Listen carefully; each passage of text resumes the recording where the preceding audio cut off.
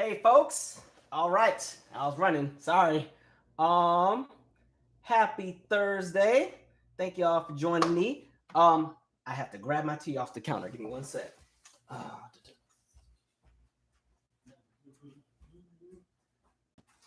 This thing is cooking. There we go. Yes. All right. I'm coming. All right, let's just sit this down here.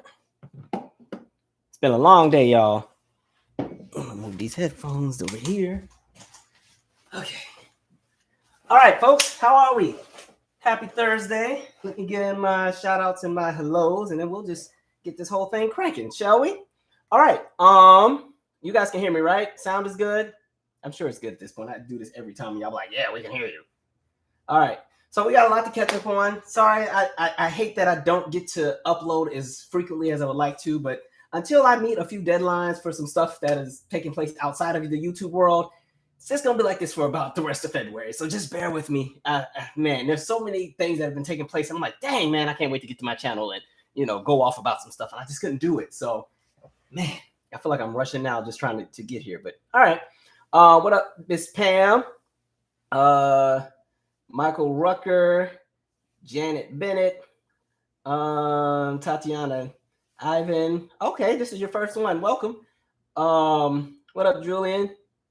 Oh, and sorry, anybody who's been following me on Instagram, I haven't been on there in a minute. So if I haven't seen your messages, I'm sorry. I'll get to them. I just haven't really had a minute like that to really dig through all the messages. People normally, when they know I'm about to go live or something, they'll start sending, different stories and stuff to check out.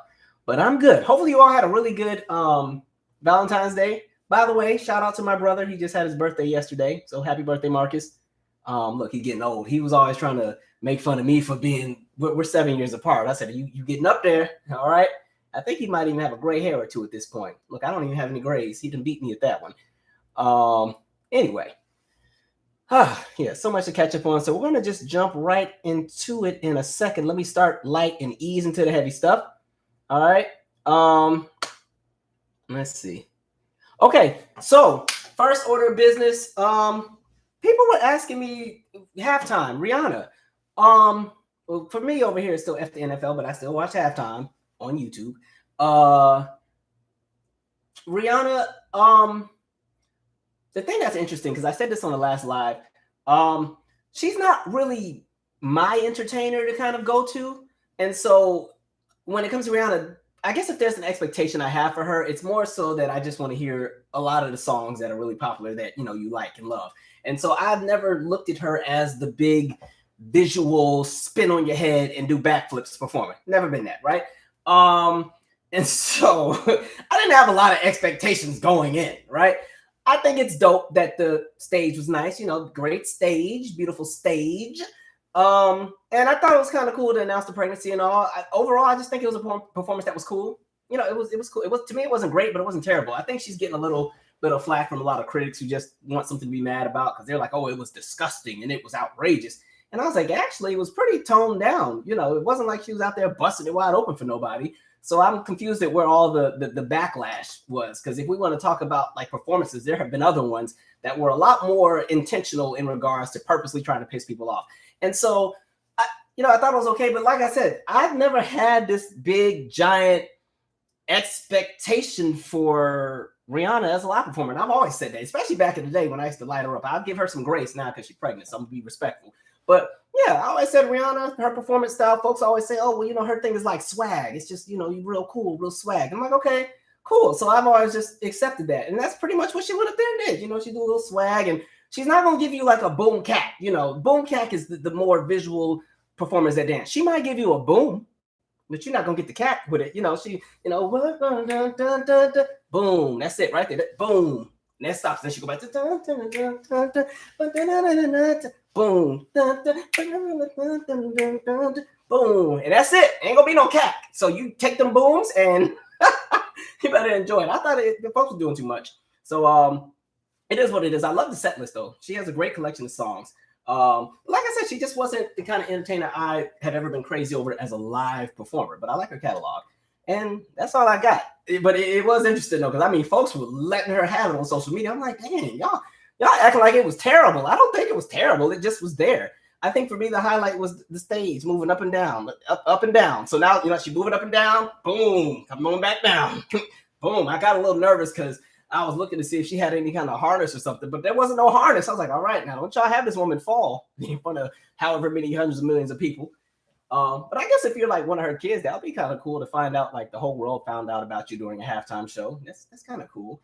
But yeah, I was just happy. Where Have You Been was in the set list. That was always my favorite Rihanna song. I kind of sometimes used to wish somebody else had it because I wanted somebody that did more choreography to have that song, but still a dope song.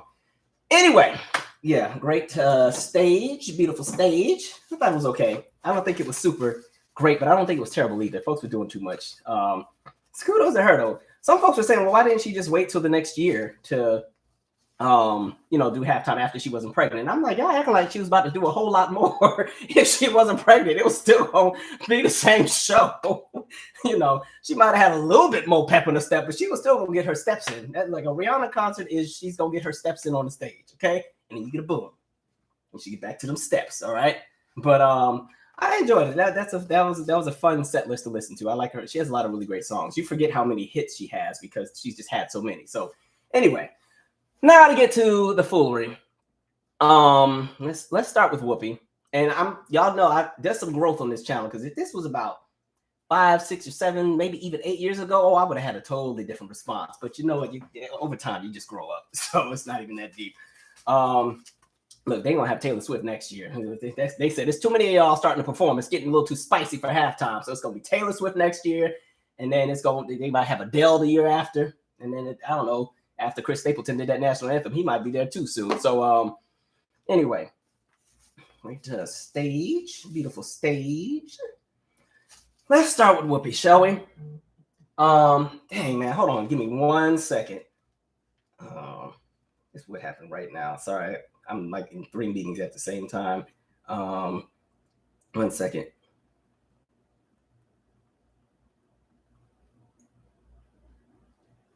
Call you when we wrap.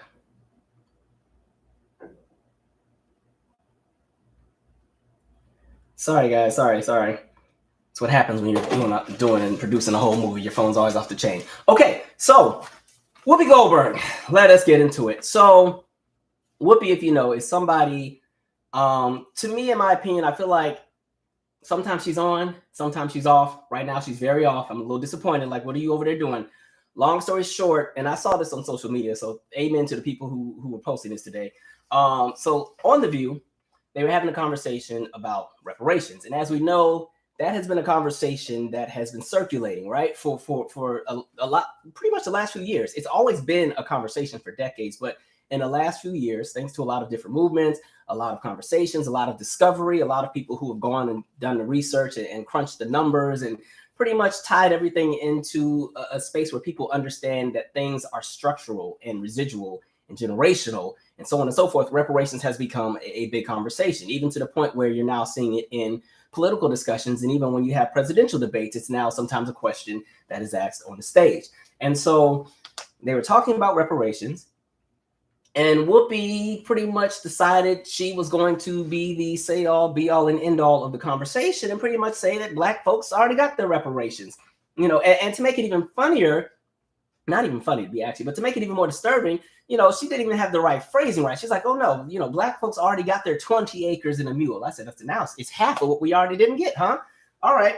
And even Joy, Joy is the older comedian that's on the show with the red hair. Even Joy was like, wait a minute, no, they never got anything. And Whoopi said, yes, we did. We got it all. And so to quote her, because even Sunny, the other host, who's on the show as well, that's the Black woman whose family's from Puerto Rico, she was saying, well, my family never got any reparations or anything like that. And so Whoopi's response was, and I quote, maybe that's because your people didn't come and sit on the front and say, we're not moving till you give us what we're owed.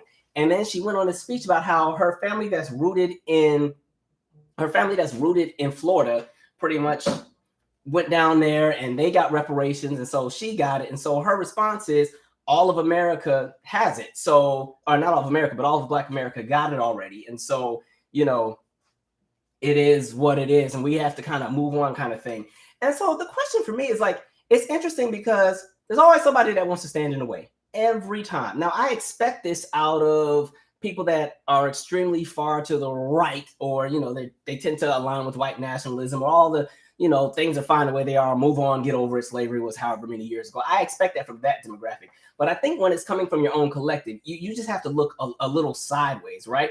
And my question always becomes, well, what do you actually gain by constantly standing in the way of these conversations, right? Because other than, I would say, limited access to proximity of white spaces, you don't really get much. And even with that access and that proximity, you're forced to play a role that isn't even really you in order to stay in the good graces of those spaces that you want to fight and claw to be in. And you literally have to sell yourself out in any occasion. And you are the person that they go to when they need you to do their dirty work. You end up becoming a mouthpiece for white supremacy. And so the thing is, because it's not just Whoopi, right? There's all kind of people that constantly, there's a reparations conversation and they break their necks to come out there and try to shut it down. And this is why I say you have to be careful a lot of times of Black faces in high spaces and places, because not everybody is always about the collective.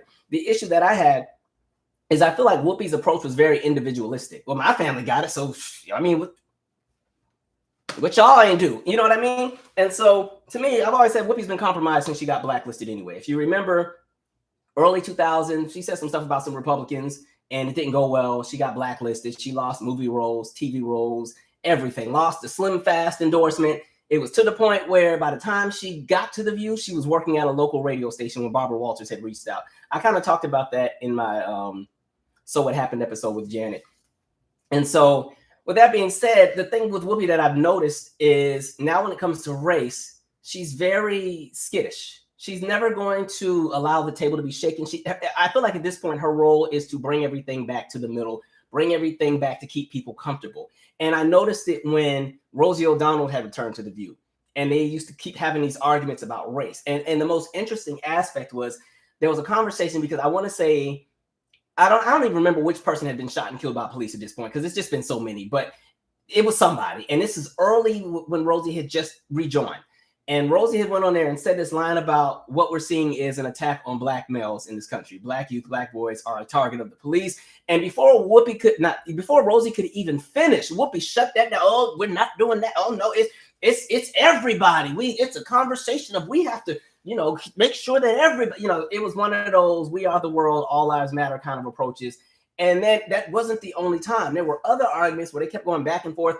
And it was so weird because it's like, dang, Whoopi, you got me siding with the white woman here. Because Whoopi, there was another conversation about race, and Rosie was saying, and this is not how, now understand, I don't agree with this mindset, but I do understand her argument was like, I have an adopted, Black child or something. She got somebody in her family Black. And she was saying she witnesses what they deal with, so she understands. I was like, okay, I'll give you some grace with that, but that ain't normally.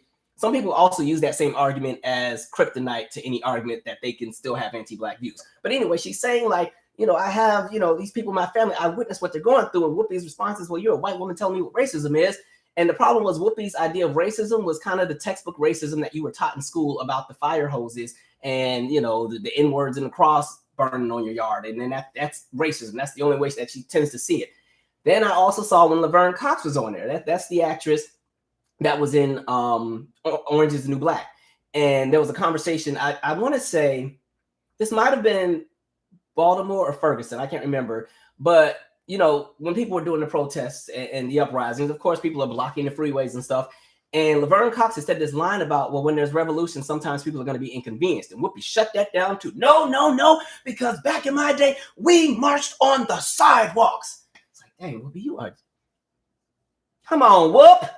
Man, right? And so, ever since then, I just noticed when it comes to race, anything that specifically really highlights the atrocities that have happened to Black people from a structural standpoint that lead to a conversation about making Black people whole, she gets very, very scary, very, very skittish, very bring it back to the middle. Let's try to paint this into everybody. And some people are just boneheads. I'm like, I'm not here with this bonehead stuff. Like at this point, there's numbers to back these conversations and arguments, right?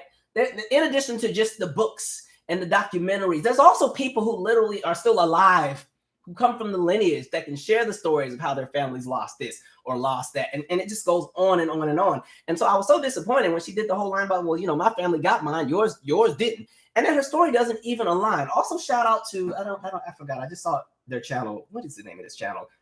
Hey, now my grandpa's calling. Okay, grandpa, I'm gonna have to call you back too. I'm so sorry. Me and him, when we talk for a really long time. Sorry, grandpa, I'll call you back. Hold on, let me text him too. Goodness. Sorry. But shout out to, I saw it on this channel because they pointed this out. I was like, oh, okay, I didn't even catch that. Shout out to TD Hip Hop Media. They were saying how Whoopi's story didn't even align because in the first portion, Whoopi had said that her family went and stood on the front. We still don't know what the front on the front of what, but they stood on the front and demanded that they would get what was owed. And then at the same time, a few moments later, she was saying towards Sonny, when Sonny was saying, my family never had anything like that. She said, oh, well, they weren't looking for your family. They were looking for mine. And it's kind of like, well, first of all, let's be honest. When all of this stuff was going down, and I'm about to talk about field order number 15 in a second. But listen, when reparations and all that stuff initially first tried to kick off and everything, it wasn't we're out breaking our necks to come and find you guys to make you all whole. It was kind of like you get it or you don't. But getting to my point, to an extent, in the conversation of Black people received reparations, it is technically true to an extent, but there are 1,500,000 conditions on it. So let's jump into it, right? Anyway, drop that page. So then we get into field order 15. Shout out to Savannah, Georgia. All right. And so field order 15 is, you talk about January 1965, right? So this is, you have a bunch of ministers and community leaders right out of Savannah, Georgia that have a meeting with a lot of big top generals and everything like that. And they're trying to figure out exactly, well, how do we make all of these people who were, enslaved, how do we make them whole? How do we, because, it's hundreds of thousands of people, especially those who came and also fought for the Union. Like, how do we really make sure at least those people get something? How do we create a space where these people who were once enslaved can now have, an opportunity to live their lives, right? And so in comes field order number 15. Now, remember, when the war ended, you had the Union troops coming to the South. They pretty much come and take over, they regulate, and they're there to kind of somewhat enforce the law. And so you end up having what you call field order number 15, which was 400,000 acres of land that was confiscated from the Confederacy and given to those. Now, let me give the details because that didn't last too long. It's only lasted for about 4 months. All right. So I want to read this part real quick. 4 days after that meeting, Sherman seized the coastline from Charleston, South Carolina to St. Johns River, Florida, according to the Library of Congress. The islands from Charleston south, the abandoned rice fields along the rivers for 30 miles back from the sea, and the country bordering, let me actually read that again, I was reading it too fast. The islands from Charleston, South Carolina, the abandoned rice fields along the rivers for 30 miles back from the sea, and the country bordering the St. Johns River, Florida, are reserved and set apart for the settlement of the Negroes, now made free by the acts of war and proclamation of the President of the United States, Sherman ordered. Sherman reminded those reading the orders that the Negro is free and must be dealt with as such. He cannot be subjected to conscription or forced military service, save by the written order of the highest military authority of the department, under such regulations as the President or Congress may prescribe, right? So then, like I said, Field Order 15 comes on January 16th, 1865. By May 29th, 1865, a whole lot has happened. Lincoln has been, they done took Lincoln out, done, he's out of there. You have Andrew Johnson, who is now in office, who has the polar opposite viewpoint on everything, and his job is this Reconstruction stuff is a wrap. And so he pretty much undoes or goes and pretty much breaks his neck to undo everything that was just done. And so the next portion says, by the latter part of 1865, thousands of free people were abruptly evicted from the land that had been distributed to them through the Special Field Order number 15, according to the National Archives account.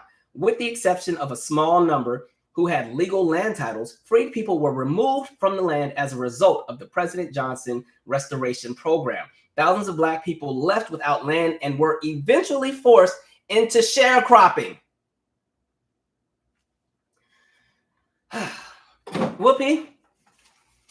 So, getting to my point, when you talk about just the sharecropping, understand when we get to sharecropping, again, that's when now you have people that were once enslaved that are now free. They're working land pretty much on the same plantations that they were once slaves on. They're working that land for, it's almost like a loan program. You're going to do and work on this. The farmers are going to give you this many seeds and this much material to do everything. And there's going to be a debt that you're going to pay back.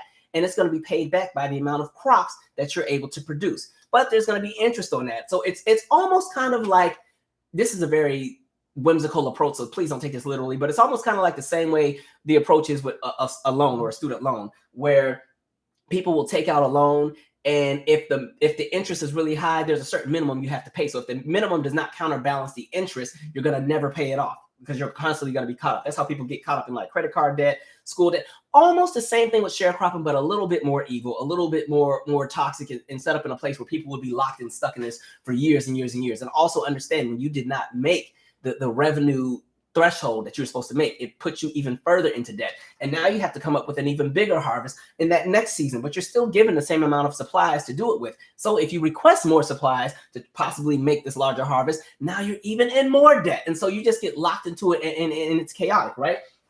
And so also understand, with the United States at that point in time, they were going to find every way possible to ensure that they could still make money off the backs of Black labor. So you have sharecropping in one element, but you also have convict leasing, right? So now this is when you start to see so many more punitive laws created to ensure that you could constantly keep locking up Black folks and give them free labor, thanks to some of the amendments that were created, specifically what happened, 13th Amendment, 13th or 14th?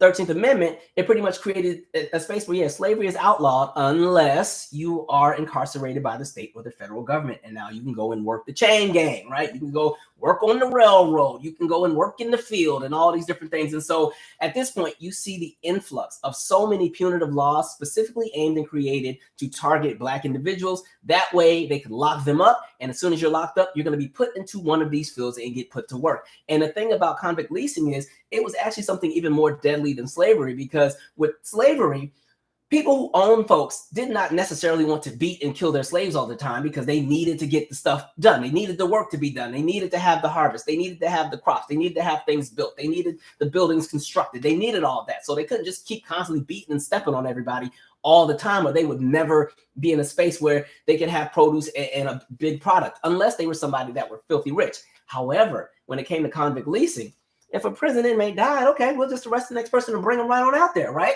And so the average lifespan of somebody who was in the convict leasing system was under 7 years. So that's how chaotic it was. And so understand that when we're talking about something like reparations, it's not even just rooted and limited to the conversation of slavery. Because to me, slavery was just the foundation of the conversation.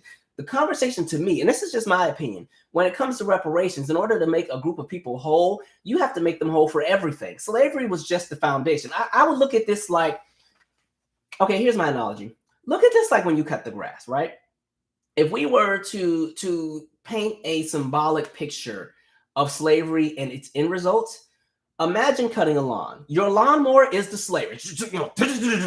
Okay, this is the origin, right? This lawnmower is going to get the job done.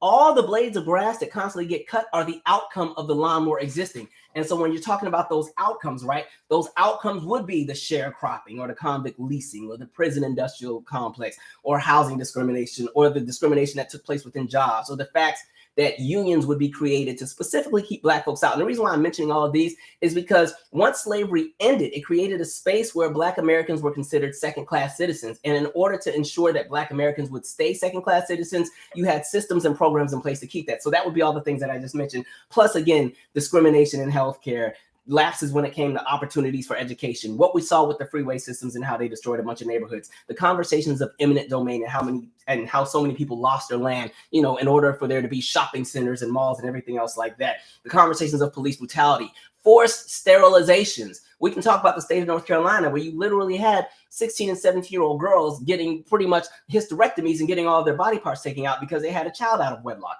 And so the government stepped in and said, oh, well, we're going to make sure that they don't keep producing. And so you had thousands of Black women and young girls in the state of North Carolina being sterilized. And this was happening up until the 1980s, right? And then you also have the conversations around mortality with childbirth. You have the conversations around the discrepancies in banking towards Black business owners, homeowners, and entrepreneurs, right? You have the conversations of predatory lending. We saw what happened with Countrywide and how they pretty much put people into these balloon payments type housing programs, which really targeted a lot of Black folks. And that's one of the things that literally caused one of the housing bubble crisis and everything that took place in 2007, which would lead to the economic recession of 2008, right? You see it with the conversations of voter disenfranchisement and the voter ID laws. All these different things ensure to make sure that that system stays in place. So again, that lawnmower, boom, boom, cutting that grass. Understand, when you cut the grass, you got to cut it every week in order to keep it in that same predicament, in order to keep that yard in the way that you want it to be. That symbolizes the United States as far as being a status quo where there's a certain system that people want to maintain and keep. So that lawnmower, that slavery right there, boom, boom, boom, that is the origin, and everything else is the end result. And so we've been living in the end result for years, right? And so when you talk about something like reparations, it doesn't just stop with slavery, because now we're watching the end result of all of those, oppressive tactics, and how so many have benefited and how so many have lost, right? You're seeing how much wealth was accumulated. Something that's also very interesting. If you remember, there's been different research, and they're talking about if there were to be reparations, how much would really be owed. And mind you, these numbers are in the trillions, right? The lowest number I've seen was about 11 trillion. The highest I've seen was about $93 trillion. The entire GDP of the entire world, and I mean every country, every rich country, the poorer countries, the countries that don't even have a real economy, the world's GDP is $93 trillion. That's how much money is, that's just how much has circulated off of the backs of Black folks. So when you're talking about a $90 trillion total, just think about the fact that that's literally the world's economy. That's how much has been owed and how much has been squandered and left out. And I think people need to understand that slavery, again, is the origin, but because of slavery, you were able to have all of these instances where you could create entire industries and corporations off of slave labor. And in addition to that, it would create wealth. That wealth would create more wealth, because money creates money. And so when we talk about the Ivy League institutions, when we talk about these big corporations that are now worth billions and billions and billions, think about where they got their seed money from, right? And so even when we talk about January 6th, I will put that in the yard too, as far as something being cut. Understand, even January 6th is rooted in anti-Blackness. The fact that white Americans felt that Joe Biden wasn't racist enough to be president, that they decided they would go and storm the Capitol. This is where we're at, because recognize, when you talk about what happened in the 2020 election, the fact that it was the state of Georgia, and it was Fulton County and DeKalb County and all of these areas where there's these large populations of Black folks, all of a sudden, it must have been voter fraud. Vast voter fraud. Millions of people illegally were voting and all kind of different things. And you saw even the Black poll workers being harassed and attacked and death threats. Okay, anti-Blackness doesn't go anywhere in this country. And so people will break their necks to fight and claw and maintain that system, because it helps to create a lifestyle and a way of living that they have grown accustomed to and that they're comfortable with, and they're not giving it up. Right. So again, when we get back to people like a Whoopi who decide to break their necks to jump into a conversation that they don't have the range for, it's like you're in the way. Right. Yes, you were able to get yours through the talents that you had as an actress and an entertainer. So yeah, you got what you got, and good for you. However, that doesn't mean that the rest of the collective all of a sudden has to just sit down and be quiet, because again, you're talking about your family made it. And to be honest, from what I understand, I'm not sure what kind of reparations her family got, because remember, she talked about she grew up in the projects in New York. So, how much wealth was there to go around? Because clearly somebody in the family didn't spread it around. And that's not to make a dig at anybody's, socioeconomic experience, but understand, when we're talking numbers, like, this is kind of the nonsense that we're talking about. And so again, the same way that system is chaotic, it's chaos. And the thing too, when you talk about 40 acres, I don't think people even think about just how big 40 acres is. Because again, most people didn't get it. 40 acres is 20 soccer fields. And I'm not talking about the soccer fields at your kid's school. I'm talking World Cup, Barcelona versus Brazil soccer field, 20 of those. Think about just how much that is in real estate today. Think about 40 acres, or think about 20 soccer field spaces in New York, in Manhattan. How much money you could get from that. 20 soccer fields in San Francisco, Austin, Texas, San Francisco, DC, all of these cities that have this really, really high real estate price. Imagine the kind of wealth that could come from that. So if that was something that they were supposed to give out, then imagine how that would have helped so many families over time that would have chosen to do whatever they wanted to do with that land, whether they chose to sell it to business owners and keep the money and invest it into their own families, or build institutions, build whatever. And that's the other thing with this conversation. Even in moments where Black Americans had their opportunities and created opportunities for themselves, created their own towns, their own cities, their own businesses, their own everything, we saw what happened every single time. We constantly saw things get burned down and destroyed. Let me grab that book I was going to reference for you guys, just to tell you guys I've mentioned it before. Let me grab this one, and I'm gonna grab this one, and I'm gonna grab. There's one more I'm looking for. Dang. Okay, I'm just get these two for now. Okay. Anyway, I reference these all the time, but in modern times, we know the book Not in My Neighborhood. This was supposed to be in my book club. We never got a chance to get to this. But this one right here is a great conversation in regards to conversations of redlining and almost the idea of white-only neighborhoods and ensuring that you don't have different groups of people coming into spaces that white Americans don't want. And then, of course, 1919, the year of racial violence. And the reason I love to reference this one is because it highlights so many riots that took place pretty much against black neighborhoods, black towns, black everything, because black folks had their own establishments. And so folks broke their necks to burn it down. We talked about the Detroit race riots a few videos ago. I'm not going to rehash the story, but just understand it was a conversation about them building a new housing project, but it was too close to where the white people lived and they didn't like it. And it's this long story about everything that happens, but understand people started rioting, was ready to burn stuff down. And then you have the Atlanta riots, right? You have the riots in Rosewood. Of course, we know about Tulsa. You have the riots in Louisiana. You have the riot. Literally, you can dig up any American metropolitan city from the Midwest over to the East Coast, and there's likely going to be some kind of story about a riot or something where a black establishment was either burned down or the black side of town was burned down. So when we have these conversations of reparations, it doesn't just start with slavery. Like I said, slavery was the lawnmower. That's the thing that's constantly cutting, and that's what leads to the outcomes and the end results. But in addition to that, because there's a system that has to be maintained in order to keep the status quo, people are going to do the most extreme things in order to ensure that it stays that way. And that's through the enforcement through policy and violence. And that's what we've seen in all of these years. Policy and violence, pretty much aimed at ensuring that black people will remain second-class citizens in the United States. I don't see myself as a second-class citizen, but this system does. All right. And you have to be aware and alert and understand what kind of system you're living under in order to protect yourself, because otherwise you will get burned trying to act like everything is all fine and dandy because you want to be friends with everybody. All right. Anyway, I'm going to pause and read a few comments, and I think I'm getting cussed out of my text messages, but that is okay because I got some stuff I got to do. All right. Let us see here. Somebody said third class. Might actually have gotten to that at this point. Okay. We'll read some comments and we'll keep it going. Whoopi, I was like, what are you doing, Whoopi? Always in some foolery. Always. And the thing is, if you don't have the range, it's okay to just let somebody else have the conversation. You know, it's okay to let somebody else lead it. Or just keep your opinion to yourself if you know it's gonna shake the wrong kind of table. You know what I mean? God, Whoopi. See, and now I'm gonna feel some kind of way because they want to announce this Act 3. I'm gonna be mad because I'm not gonna want to watch it. Now I gotta ruin my childhood because you want to keep saying some nonsense, right? Man. Anyway.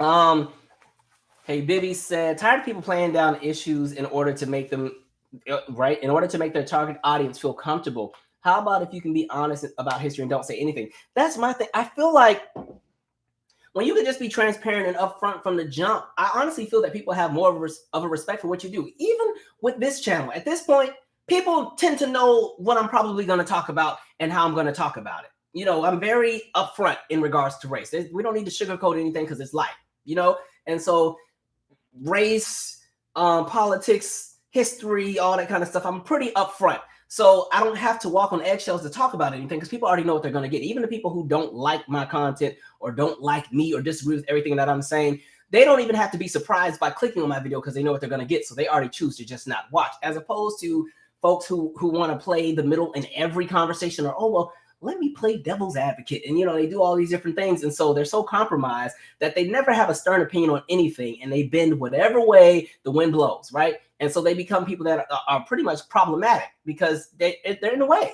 But then those are the people that they give the big platforms to, right? Like, man.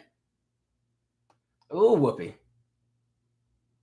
Deanna Penna said, hey, Calvin, please believe Whoopi will be coming back on TV tomorrow apologizing for saying that not only did her family get reparations, but other people did too. Oh, yeah, they'll clean it up. Look, they already turned the music on as soon as she started saying all that. They were like, we're not dealing with this. And you're going to do this during Black History Month. Gosh. Man. She said, we already got it. Look, somebody just said they had to check their bank account. I want to check mine too. Yeah. Effie Gray said, yeah, I need to check my bank account to see when my reparations stimulus check has been deposited to my account. Whoopi is always straddling the fence. It's, it depends on which way the wind is blowing. Like I just said, yeah, it's just either be all in or just be quiet. Or be all out, and at least we know where you stand. We don't have to depend on you. Because the other problem is people like a Whoopi, they're seen as the voice of entire collectives. I don't see that, but the media treats people like her like that. You know what I mean? This is why they always get celebrities to do all the talking for black folks. This is why when people run for office, they think the two places they got to go to are the rappers and the black church. Those two spots to get the black representatives to speak on behalf of black folks and say, come vote for me. And then you don't see them in the church until the next election season, right? All that other stuff. Man. Oh, yeah, I forgot about Ted Danson. See, that's when we should have knew then. Calvin, don't forget, this is from C Square. Calvin, don't forget to tell people to get over what she did with Ted Danson. She found it funny and even said she helped write the jokes. Remember Ted Danson? That was the blackface.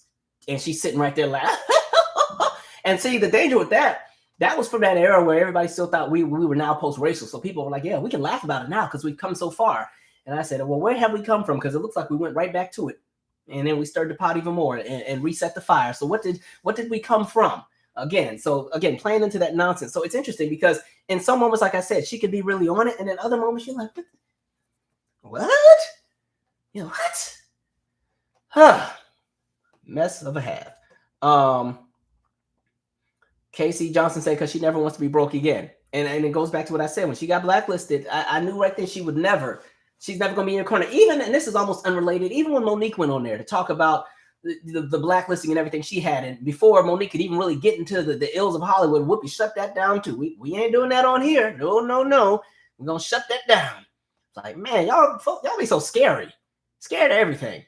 Goodness. Meanwhile, the worst people in the world just be bold and proud with everything that they do. Be on all the news networks, press conferences, running for office, doing whatever they want to do, gutting laws, getting rid of stuff, banning libraries and books with no shame, saying they're going to fight the woke mob. And here we go, folks scary. Well, we got to say it with ease so they'll understand it. Meet us. Well, people know what's up. That's why they fighting it, okay? That's why all of a sudden woke is like a reflex now. Every time you hear something wokey to woke. Hot mess.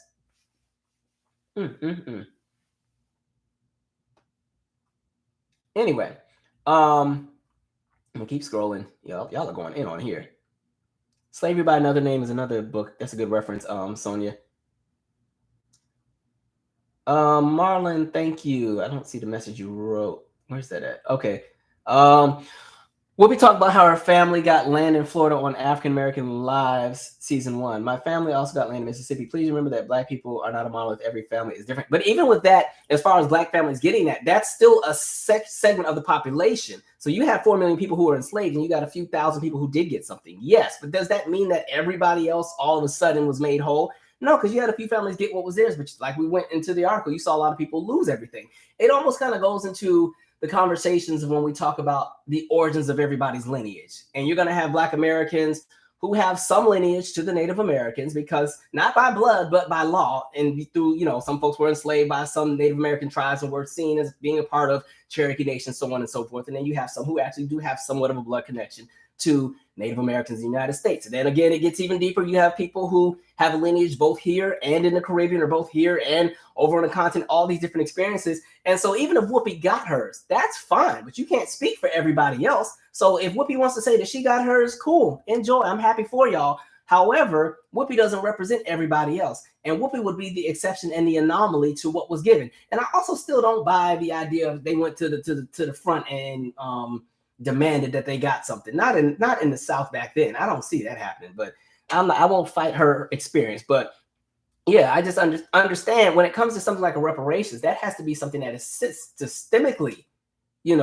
distributed. It can't be something where individuals got to go and you get a little piece and they're going to get some, but he didn't get enough because he didn't fight hard enough, and so on and so forth. In the same way that when it came time to make the Japanese whole after all the nonsense the United States did to Asian Americans during World War II, there wasn't a thing where Japanese Americans had to go and fight and claw and burn things down. The government said, we really messed up here. So here y'all go. Here you go. Did you get yours? Oh, hold on. I got another one in the back. Here you go. And here, right? All these different groups of people. Here you go, right? So once that law is out there, or there's an order saying, hey, we need to make these people whole, it should just go boom across the board. Let's see. That's a good question too. Belize said, "I support reparations. However, how can it be allocated?" That's still a question that needs to be answered. I ain't got the answer for that. See how I can say I don't know and keep it moving. I don't know, but I know there's a whole bunch of other folks who are really good in these conversations that have all kind of organizations and stuff specifically aimed at those conversations. So I would say definitely check some of those different groups and the different movements and the people that have been doing research out. All right, I do want to move on because we have so much going on. Oscarville, Rosewood, Tulsa, Seneca Village. Yeah, that was Central Park. Wilmington, North Carolina, and many more cities. Thank you, Iron Will. That's in response to cities that had been either burned down or destroyed. Black establishments that were pretty much bulldozed or torn down, all in the name of white rage, right? And then the other problem, while I'm at it, the problem that existed, I think, also with Field Order Number 15 was it wasn't that they were given new land, they were given other people's land. And so the challenge with that was all of the people the Confederate folks who lost their land because it was taken, of course, they were going to fight and get it back. If you honestly thought that, the government was going to take a group of people's land and then the people would be cool with it. Oh, no. So by the time Andrew Johnson got in there, that was one of the first things he went and undid. And so even as folks had started to cultivate and do what they could do on this new land, it all was taken right back. They should have given these folks land that wasn't already inhabited by somebody else. I think that would have made things a lot smoother. However, the land that was given to them was pretty much the land that had already been worked on. Those were the rice fields. That's all of that coastal region. Like when you hear about like the Sea Island Gallery, so like that Savannah, Georgia region, the Charleston, Beaufort, South Carolina, Richland, South Carolina, all of those regions there. You know what I mean? All of that was great land for farming, for shipping because of the port cities and everything else like that. Because again, like they said, all of this was only 30 miles away from the coast. So they had, the best of the best segments of the land. So it just goes to show how many layers and how deep these conversations can go in regards to how everything operates. Okay.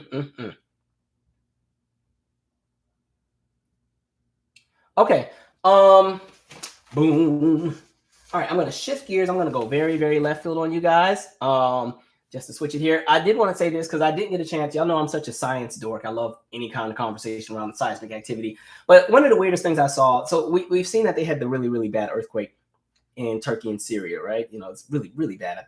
It was two of them, actually. And they were like, 7.8 and 7.9 on the Richter scale. And so one of the things, and I've said this before, people try not to get in the habit of just jumping behind anything because it sounds good. Like I keep saying, folks are starting to watch too many movies. I kept seeing all these posts floating around where people were trying to say like the U.S. government had a role in this earthquake because of our international relationship with Turkey and Syria, and that we had, all these kind of magical powers where we could create earthquakes. And they kept showing this picture of a cloud it was this weird looking red cloud. And then they took a picture of the cloud and tried to show a picture of a map that showed the zone where the earthquake was and how the zone of the earthquake matched the shape of the cloud. And I was like, people, let us not, okay? Like, understand, first of all, earthquakes, we've talked about subduction zones before. If we want to really go there, understand, like Syria and Turkey, right? They sit in this very interesting region where you have the African plate, because remember, the earth is a whole bunch of different plates that are moving around, pushing against each other, bumping against each other, or pulling away from each other. And so you have the African plate, which is very interesting. The reason you don't really see or hear about a lot of earthquakes on the continent of Africa is because Africa is pretty much literally one big giant plate, minus a small section that's broken off into another one. But you have the Africa plate, you have the Eurasia plate, you have the Arabia plate, you have the Aegean plate, right? And so those four plates are constantly pushing against each other, all right? So when you have plates, right, you have tectonic plates, either they're going to slide and bump against each other, or they're going to pull away, or they're going to bump into each other. This is how we either get mountains, or you also see a fault line slide or a plate slide under, right? And these create subduction zones. Subduction just means slide down, right? So you have these four big giant plates that are all pushing into each other. So that entire region is a subduction zone, which means that when those plates really slide, it's a massive earthquake because you have land literally dropping, dozens of feet into the ground, right? And so I've mentioned Washington State before, but like on the West Coast, you have, the fears of the big one. People always talk about California and the San Andreas fault, but you go up to the state of Washington and you have the fear of what people would say is the Cascadia quake. So they had a really, really big one back in 1700. and it ranged anywhere between about 8.7 to 9.2 on the Richter scale, which is unnecessarily huge. Okay, that's about as big as what we saw in Japan in 2011, right? And so in Washington State, you have a few plates. You have the Explorer plate, you have the Wanda Fuca plate, you have the Gorda plate, and they're pushing against the North American plate, right? And so it's like you have the North American plate, and then you have those other three plates unnamed, which are about 100 miles out from the west coast of the state of Washington. And again, they're pushing into the North American plate. And what eventually will happen, God forbid, because I would hate to be around when that happens, is eventually the Wanda Fuca plate is going to slide under that North American plate. And that's going to possibly create an earthquake that will be somewhere upwards of the 9.0 section on the Richter scale, which is a terrible thing because that means the ground literally is going to drop dozens of feet, or in some sections will rise, right?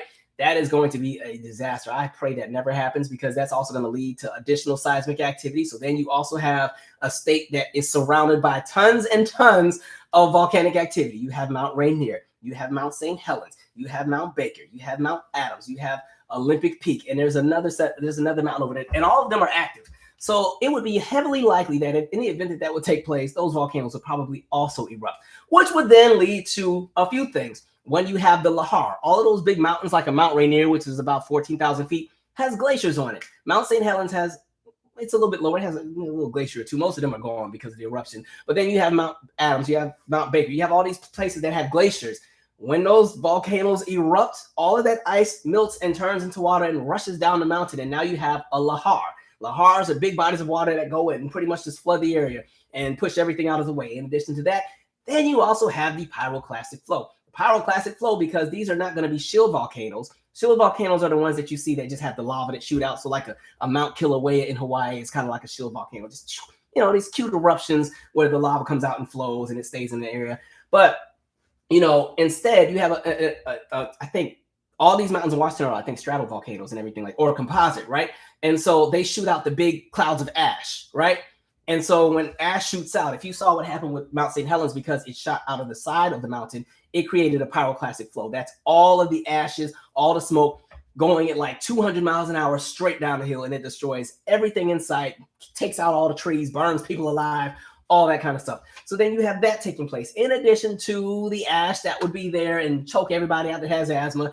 And then you still got the tsunami warnings that's going to come because, again, if huge plots of land have dropped dozens of feet, now in come new tsunami. It's like thing after thing after thing. When I tell you I couldn't wait to get off the West Coast, once I learned all that, that used to have me shook every time I watched Discovery Channel. So, yeah, when folks were talking about, it's the government, they're doing, they're teaching Turkey a lesson. First of all, people, stop watching all these movies. Like, y'all watching too much TV and y'all got these vivid imaginations that would be great for entertainment, but everything is not a conspiracy. So y'all will jump on these conspiracies, but then the real conversation, like in reparations, you want to fight against. Make it make sense. Okay, let me read comments and then I'm going to keep it going. All right.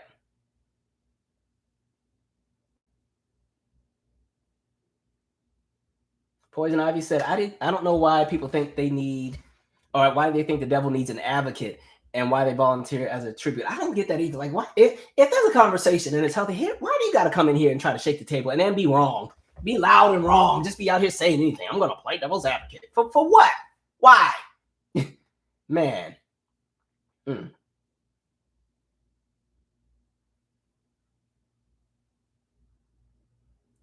Oh, y'all still going in on Whoopi over here. All right. We gonna talk about this earthquake. Man.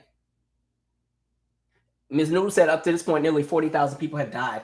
And I think the sad and the scary part is, in that region, and even when I lived in Europe, I used to be scared living in Italy because all the buildings were stone, and stone just crumbles. At least with wood, it can kind of bend. And with a lot of the newer buildings that are created, they're retrofitted. But it's scary because I remember when they used to have the earthquakes in Italy, you just watch the buildings just crumble, like while the earthquake was still going. So yeah, a lot of people, most of the time when you have something like an earthquake, the people don't die from the actual quake. It's not like people are falling into the fault line and burning into the mantle and the crust. It's the debris from the buildings, or people get crushed, or, all of these very terrible experiences, which really sucks. So it's sad to see that happen to people because that's a very scary thing. You don't really get a big warning. I will say with those larger subduction zone earthquakes, you do get somewhat of a warning that lasts for about a minute, because most likely you would get a very light shaking for about a minute, and then in comes the bigger waves. But if it's like a surface quake, because with subduction zone quakes, they're usually very deep under the ground.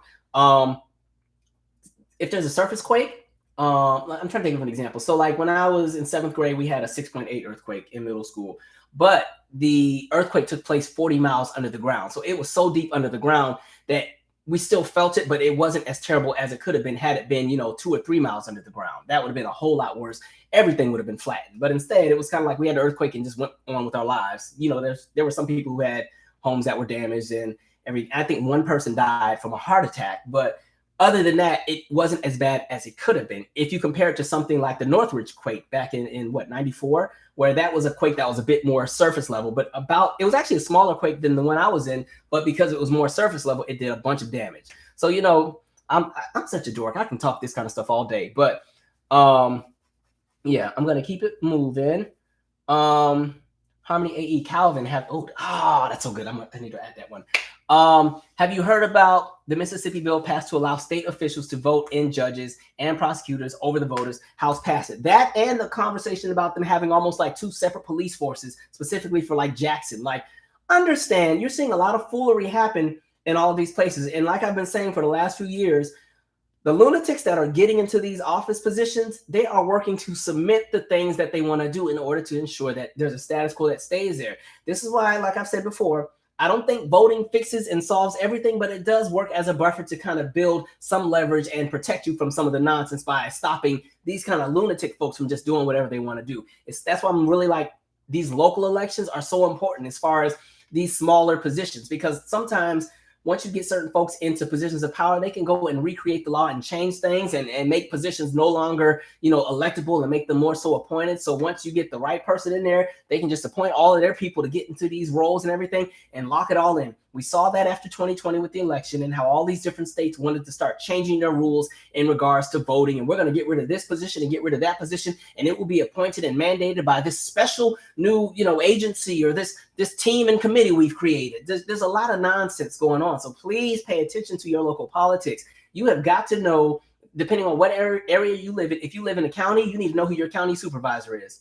You need to know who the delegates are in your area. You need to know anybody, if it's your state senators, because remember, there's the federal conversation around the House and the state, but then you also have a state legislature. You need to know who those state officials are that are locally elected within all of your different districts. You need to know which district you're in. You need to know who's on your school board, who's the superintendent. Like, all of that stuff is so important, because even the county sheriff, all of those different things are heavily important, because they play a role into the things that directly affect you overnight, where they can go and write something and it's implemented the next day, as opposed to when you're talking about the federal and the larger state legislation that comes in and, it's implemented, but it comes in waves and comes in layers. This stuff that directly affects you, where, towns can just make their own direct laws right then and there. Those are things you have to pay attention to. So even if you don't like who's in office or whatever, or you hate the American voting system like most of us do, understand that by sitting out and letting more people come in there and cement and lock things in,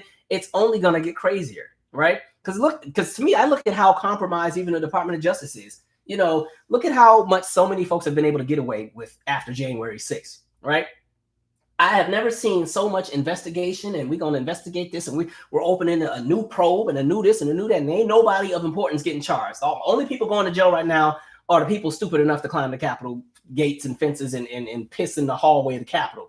But the folks who have orchestrated and legislated, and folks who had tried to steal elections and fake electors, like, remember the conversation in some of the states where you had people literally show up to the area where they would certify the votes, and they tried to pretend to be the electors so that they could change the outcome of the vote. They pretty much duplicated actual documents, federal and state documents, made fake ones, right? Carbon copies, fake signatures, went in there and, we're the electors. We're here to do this. Like, that's how close we came to a lot of this stuff being cemented and locked in. Like, so it's not a game out here. And I think folks got to sometimes get that wake-up call. And like I've been saying for the longest, at least since 2018, I still have yet to see anybody really push and put out a candidate that would be really great for a 2024 or a 2028. And so as we come into 2024, we'll right back in what? Business as usual. The same faces that we're tired of seeing are all going to run, right? I'll get to some politics later on. Anyway. Keep it moving. Yeah, it is not a laughing matter. Thank you. I lost Julie and Steve. Don't y'all be ganging up on Marley. Black farmers have lost 90% of the land since the early 1900s, over $300 billion. I'm about to get in that too, because we still need to talk about these black farmers in Colorado. Actually, I'm gonna start that right now. And so we've seen a whole bunch of nonsense, right? So then we get to what we've been talking about in the state of Colorado, and it's finally getting some traction in the news. But we've seen this story about the guy, Courtney Mallory, and his wife, right? And so this is a black farmer in Colorado, has over 1,000 acres of land, but for years he's been harassed by the people in the area, right? And so it's to the point where his livestock have been, attacked and killed or poisoned. His land has been vandalized, the crops have been vandalized, neighbors are calling in false police reports and everything else like that. He even has a restraining order against one of the people that were, pretty much continuing to harass him. And then he got arrested for allegedly stalking that person because the person called in a complaint. Now, mind you, that person's like 5 miles away from his property. And the crazy part with all of that is like the cop that arrested him in that moment is married to the DA of the town, right? So all crazy. And so the thing about that is it highlights everything that we were just talking about with Whoopi in regards to the fact that a lot of black people who do go and create and build and use the resources they have to jump into their own space, look at what they still got to deal with. And so here's a man who has 1,000 acres, and understand how big 1,000 acres is and what kind of money that could be. Because in my head, it comes off to me as people want him out of there so that somebody else can get that land. Somebody else can get rich off of that. 1,000 acres is massive. So in the same way that we said 40 acres is about 20 soccer fields, let's go ahead and do the math. I can't do it in my head right now, so I'm about to pull out this calculator. All right, here we go. So, what was I doing in minutes? I forgot already. Like somebody's texting me while I'm doing. Okay, never mind. I'm getting cut. I've been getting cussed out all day, y'all. It's been a day. Just know it's a lot of land. Okay, so it's massive, right? Let me see how. Let's see how much space that is. Oh, wow. That is, I got to see some comments here. 43 million square freaking feet. Okay. 43 million square feet. That's the equivalent of walking 1.6 miles. That's how much land that person has, right?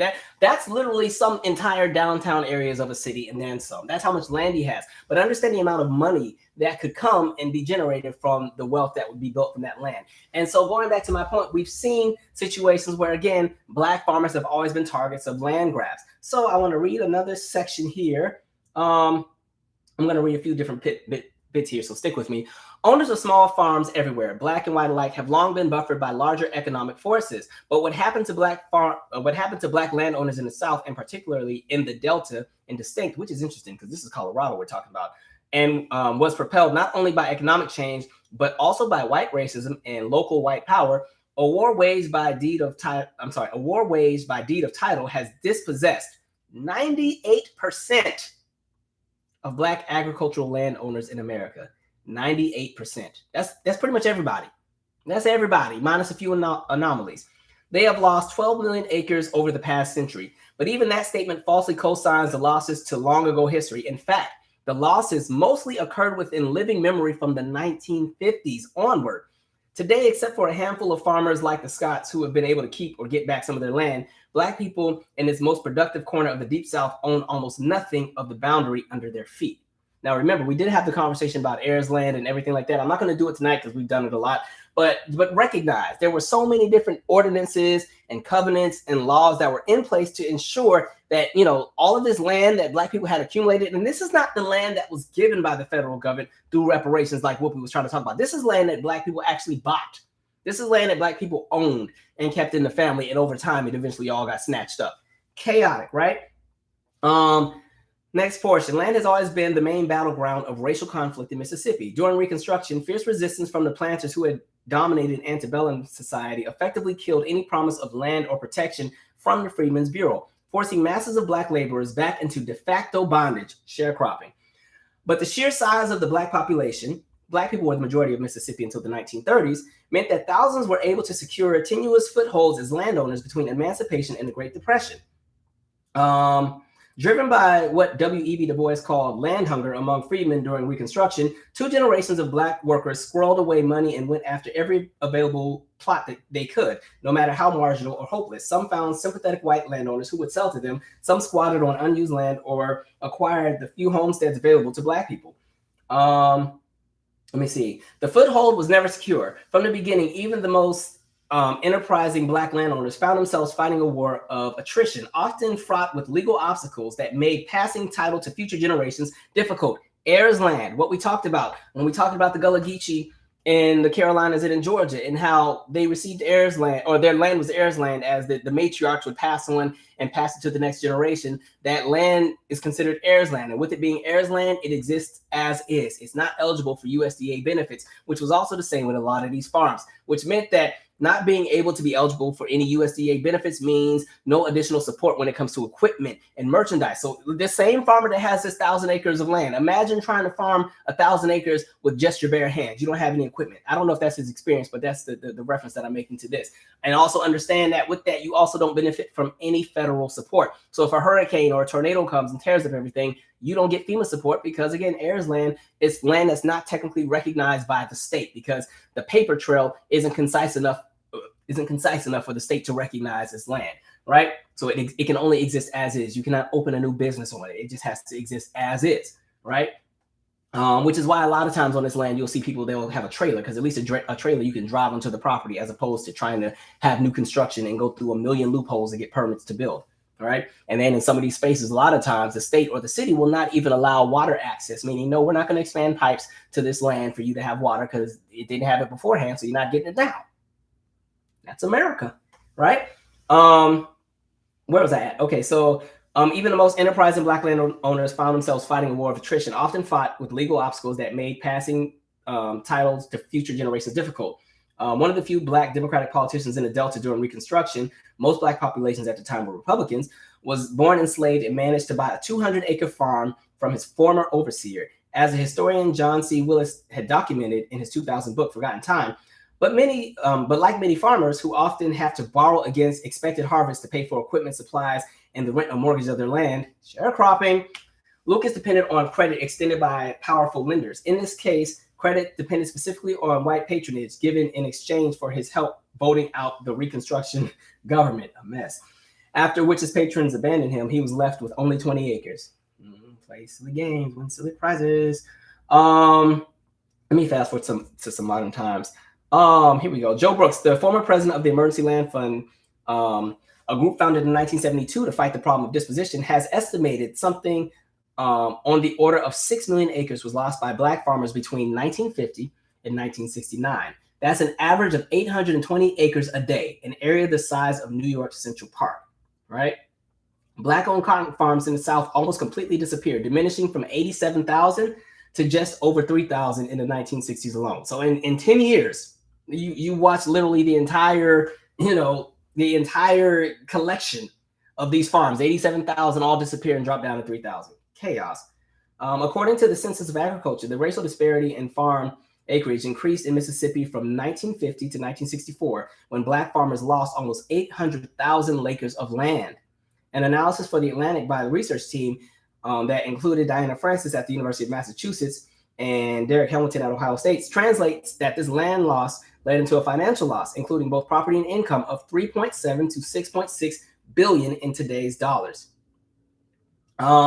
Major audits and investigations of the USDA have found that illegal pressures levied through its loan programs created massive transfers of wealth from Black farmers to white farmers, especially in a period just after the 1950s. In 1965, the United States Commission on Civil Rights uncovered blatant and dramatic racial differences in the level of federal investments in farmers. The commission found that in a sample of counties across the South, the FMHA provided much larger loans for small and medium-sized white-owned farms relative to net worth than it did for similarly sized Black-owned farms. Evidence that racial discrimination has served to accelerate the displacement and impoverishment of the Negro farmer. So, like I was saying, there's all of these things that are in place systemically. So again, when I talk about a reparations conversation, it doesn't just start and end with slavery. It starts with slavery, but it ends and goes into everything that we've referenced and talked about. Anything that has been placed into law systemically to disenfranchise a group of people, that group of people needs to be made whole for. And so there's just been so many conversations and so many things that Black people collectively have been left out of, pushed out of, killed out of, and burned out of. And it's still happening today. The fact that even when we're talking about the land being lost, this is only in the last 40 or 50 years. This isn't just in the 1800s. We're talking about pretty much the life spans or the experience of our parents and our grandparents. So, and for some of us, for our experience, for those who are of an older demographic. So that's where we're at. All right, let me read some comments. Yeah, I'm coming to that in a second. All right. All right, so C. Jones said, homework break. Hey, y'all can already tell we're getting it. That does feel like a homework break. We're doing some homework, especially with the seismic stuff.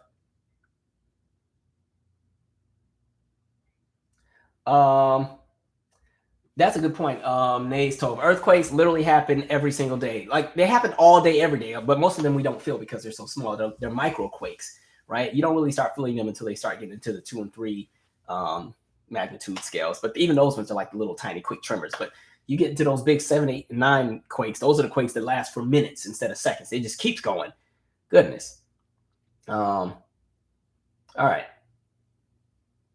Bookaholic Blue says, so we creating earthquakes now, LOL. Exactly. I was like, people, yeah. Sometimes I look on Instagram or Twitter and I just, it's like, as long as it's something with some big letters printed and presented as fact, folks will run on it. And then when you read the comments and stuff, folks be like, I was trying to tell people. Really? Tell me all about the time you were going to tell us about that the U.S. government was plotting to all of a sudden create a massive earthquake that would pretty much terrorize and kill thousands of people in Syria and Turkey. You know, some seismic activity. Tell me all about it. Let me know where you did it at so I can see your research. Just saying anything. Just be jumping behind anything.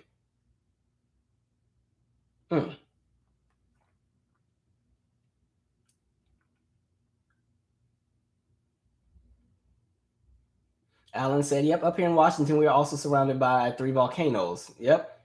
Somebody said, what's going on with Janet? We'll get to her. Nothing bad. Well, not bad, but, you know, it's the same nonsense I've been talking about for years.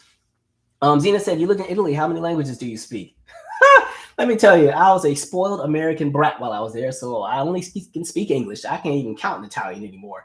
And it's crazy because when I was there, we had host nation class where you had to learn Italian. Every I think, Wednesday and maybe, I don't remember the other day, but we went like twice a week to this lady, Signora Salviati, who would teach us. And I have forgot all of that. And the reason I never made an effort to want to learn it was because I knew I was moving back to the U.S. after 3 years. It was military. We got stationed. We're on the base. I think if we would have had to live amongst the actual Italian communities and not just live on the military base with the other Americans, I probably would have had a better understanding of Italian. But no, I can barely count. Uno, due, tre, quarto, cinque. I think seis is the same. Siete, I don't remember. I can't even count in Italian anymore. All right. Tatiana said, if Calvin was a science professor, I'd go back to college. Calvin, the science guy. Let's see. Does Bill Nye still come on? See, the kids ain't watching Bill Nye anymore.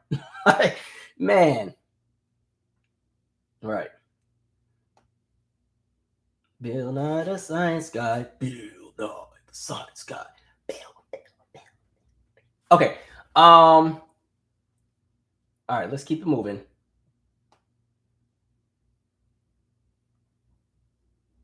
Okay, Tatiana said the Chicago mayoral election has 9 people. I haven't paid attention to what's happening in Chicago politics, but that will be an interesting one to follow. Some of you guys who are in Chicago and Chicago Metro, definitely give me the insight on what's happening, who's running, who stands for what. It'll be very interesting to see how that one plays out.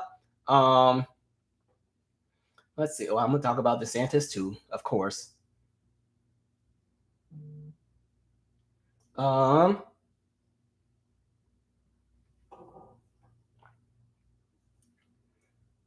right.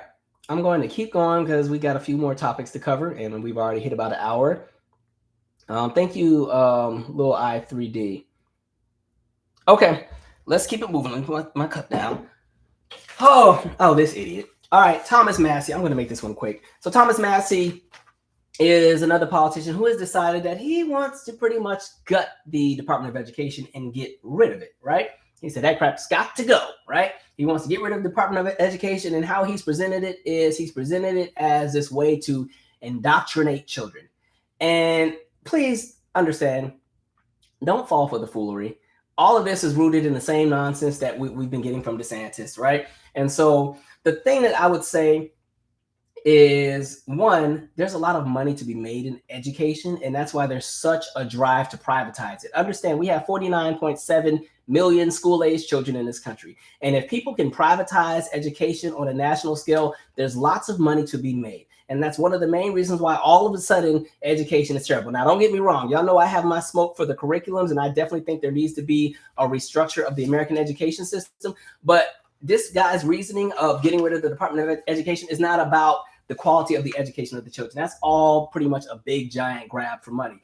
And then also understand, because I saw people jumping on this like, yeah, that's why we just need to teach our own kids. And I 100% agree, but also understand not every person is in a capacity where they have 6 to 8 hours every day to teach their children, because they have to work, right? And not every single person is going to have the range to teach chemistry and statistics and algebra and all of these different things, right? And I've always felt like education should come in multiple forms. You get it from school, you get it from home, you get it from experiences, you get it from life, you get it from just pretty much that hands-on experience as well. But understand that this is all kind of rooted in that same anti-CRT, anti-woke kind of nonsense that's been going on. And understand that when this is all said and done, Black people would be collateral to this, because this would now mean that states would no longer have like mandated rules in regards to education. For all the smoke that I do have with some of these departments, recognize that something like the Department of Education is, well, their job is supposed to ensure that access to education is equitable. They're supposed to do that. It ain't really happening, but and that's because, again, with every new administration that comes into power, there's going to be a shift in who's going to be running things and how people see things. So like putting Betsy up in there was a mess. Her job pretty much was to destroy education and privatize it, right? And that's why public schooling gets such a bad rep. It's so vilified and so on and so forth. But just recognize that by changing that, getting rid of that, that also leads into a conversation of what would be next, which would be they want to change the tax laws and pull property taxes out of the conversation of schooling if everything was going to be privatized, which really means that now at this point, if you don't have money or you don't come from money, there's no guarantee that you're going to have adequate education in your neighborhood. Like that's pretty much what the goal is with all of this. So try not to fall into nonsense. And this has nothing to do with children being indoctrinated and all that. No, this is a money grab.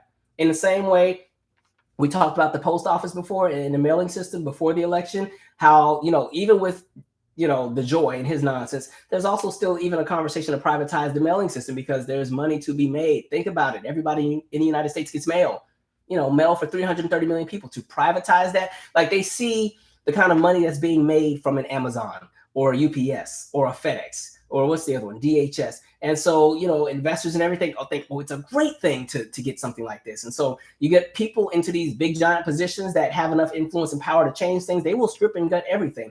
And so I don't know what Thomas Massie is talking about. He's on some nonsense with that. And we're just in a space now where, they're going to continue to jump and pull at the emotional appeals of frantic white voters that think everybody's out to get them.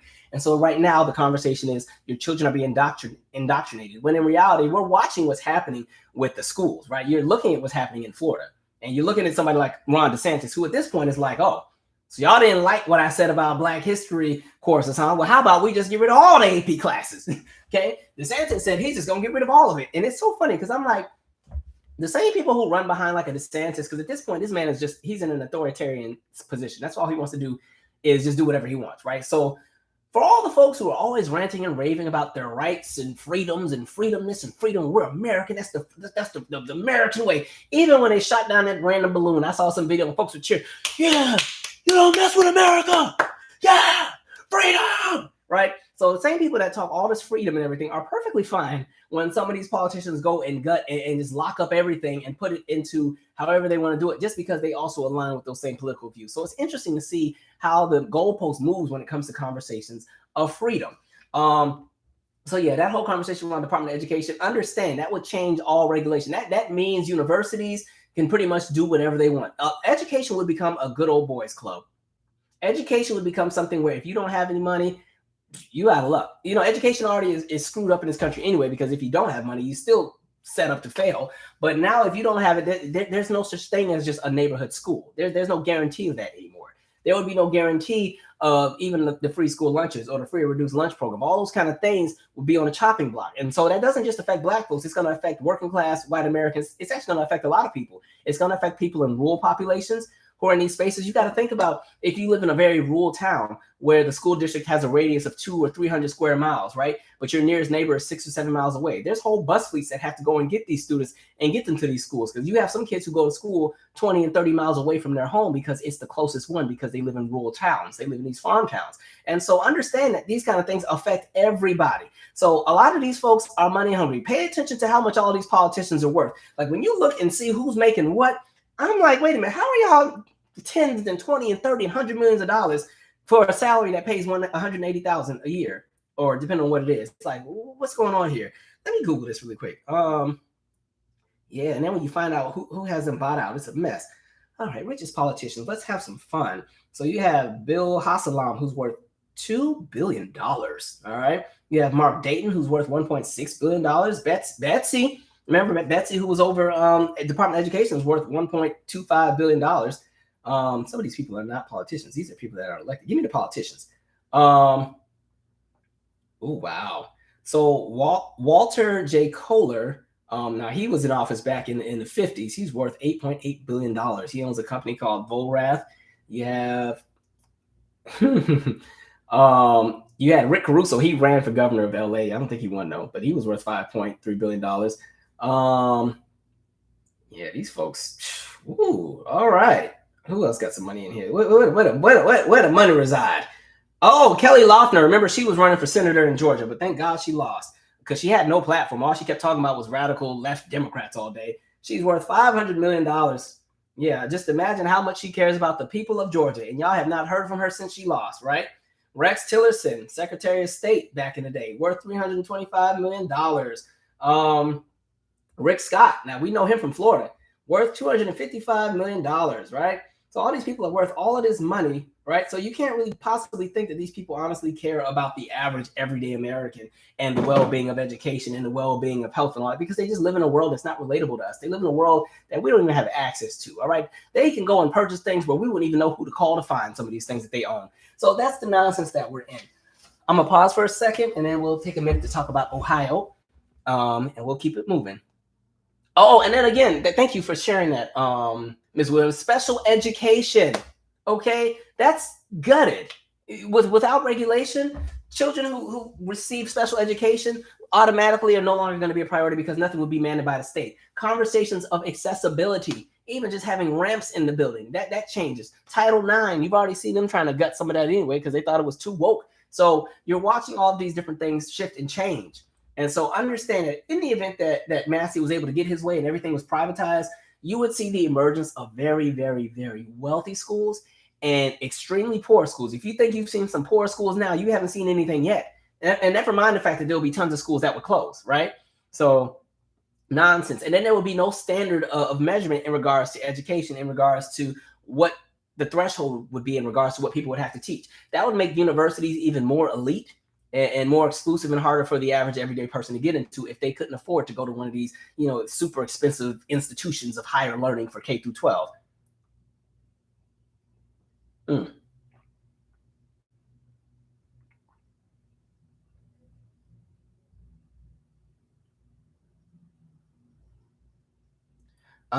Said I just got on. Did you hear about the cover story about the Colorado black farmers? We just talked about it. Check the replay of the live. Texas governor wants to outlaw diversity. Everybody's trying to get rid of everything. You're watching them get rid of the DEIS kind of programming or anything in regards to diversity, inclusion. All that's getting cut. It's all woke. Okay, crazy.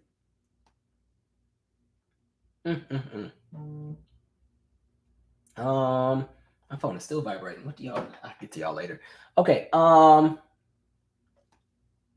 gonna keep it moving. Billy Flood said, "Child, Amazon will confirm a package is delivered when it's in another state from me." Yes, it would be very chaotic. Tyler Hackner, teachers unions could speak out. They could, but money talks. Like, look at how even people get punished for unionizing. I just saw what was happening over at Tesla, where I think there were 100 employees that were let go because they tried to unionize. Like that's where we're at. Or look at how much smoke people at Starbucks were getting because they were trying to unionize. Yeah, Ms. Noodle, you're on point. A lot of folks get into politics to make money. That's what I think Kirsten Sinema was all about. She came in on the wave of, I'm going to be the woman, and women need places in politics, and I'm for the people. And as soon as she got in there, that girl was voting against everything. But said no to everything. I always say, if we didn't have Manchin and Sinema in the way, Biden could have got a whole lot more done. I'll give him credit to what he's been able to do, but dang, man, even the Voting Rights Act, they couldn't even put in because Sinema and them, you ain't doing that. Nope. And you look at how Sinema's net worth has just skyrocketed, millions of dollars, just for her to say no to everything. Hot mess. As far as what we've seen in Ohio with this train in, was it Palestine? Ohio with the train that derailed and had all those toxic chemicals. Again, this goes back to the same conversation I just had with education. Understand that when we were in the last administration, what was one of the big agencies that got a bunch of funding cut and got downsized? EPA, Environmental Protection Agency. Okay, we're in this space where as long as these people who are money hungry keep getting into power, they're going to deregulate everything. Now, I'm not 100% sure if that would have played a role into whether or not that train would have derailed and we would have saw what had happened. But understand that we've seen a space where now there's this essence of deregulation on everything, including public safety. Even, and this is where I have smoke for Biden. So even when we just saw what was happening with the strike that was about to take place with the railway workers and everything else like that, and how these people literally just wanted some extra sick days, and there could be a compromise on that. No, either y'all gonna go back to work, y'all ain't gonna have jobs. It was almost the same as when Reagan fired all the air traffic controllers. Either y'all come back to work or you forfeit your jobs, right? And so money talks in this country, right? This is a very business as usual establishment. And so we're seeing that. And for anybody who lives in that area, I'm sorry, nothing over there is safe. They are telling y'all it's fine. You can go back over there, drink the water. Don't fall for that nonsense. They're going to say any and everything to ensure that their bottom line does not get screwed up. You're watching the fish in the rivers and the lakes all dead. People's pets and stuff are dying. People have eyes that are burning. You have to think that there were toxins that just sat in the air for hours. And those toxins, they calculate and kind of collect and sit on the leaves and in the trees and on the rooftops, and it's in the air. And then it was a cloudy day when the fire and everything happened. So now you have the rain that comes back down and puts it right back down in there. And because it was cloudy, everything kind of just sat there. People have this mysterious perception that, when these toxins and stuff go in the air, they just go straight in the air and go all the way up and escape. And then, they're never to be heard from again. But understand, if it's cloudy outside, that kind of slows all that process down, right? So now you have clouds that are saturated in all these toxins. And what do clouds do? They move. They move and go into different areas. Before you know it, they spread that nonsense everywhere else. And then in addition to that, think of all the toxins that went into the ground. What do we need the ground for? We have groundwater, right? You dig deep down and dig deeper and deeper and deeper. There's groundwater, right? You have what's the thing called? I can't get the name right. It's the dang. It's like where all the river basins are, and then you have that big segment where there's a whole lot of water that the entire region uses. Dang, what is it called? Watershed. That's what it is. You have the watersheds where you have all this water that people use for consumption, for food, for agriculture, for bathing and hygiene and everything else like that. And now you have these toxins getting into those watersheds. So none of that stuff is safe. They need to go out there and do some major cleanup. And I think we're only going to continue to see this as, again, the wrong politicians get into office. They vote against infrastructure reform. They vote against ensuring that there's safety regulations because everything is all about profit. I will never forget. I wish I could find a tweet. When the former president, it was a climate change kind of tweet. He was saying, yeah, I understand there's some things that are bad for the environment, but jobs, people need jobs. So it was kind of like, yeah, you'll all die, but at least you'll have money while you die. You'll all have nice caskets, so cool. That's the energy that's out there. So again, pay attention to all these folks that are in these positions of power. They just out here doing some nonsense. I feel horrible for the people in that town. Like, I don't think that's going to be a town that people can live in for at least the next 20, 30, 40, 50 years. We have a whole bunch of towns in the United States where there have been some kind of chemical spill or something, or radiation or meltdowns, and now people can no longer live there because either the radiation is still there or the toxins are still in the ground and everything else like that. And these places are uninhabitable for decades. So I don't buy the whole idea of, oh, it's fine, they can just move on back. I think the governor was telling them, y'all go ahead and move on back in there. everything's fine. If it wasn't the governor, it was one of the mayor or somebody trying to get everybody to go back so things can go back into business as usual. Because we can't stop the money. Money talks around these parts. All right. Let me read some comments here. I feel like I've just been nagging all day. We're about to switch over to some pop culture in a second. Man.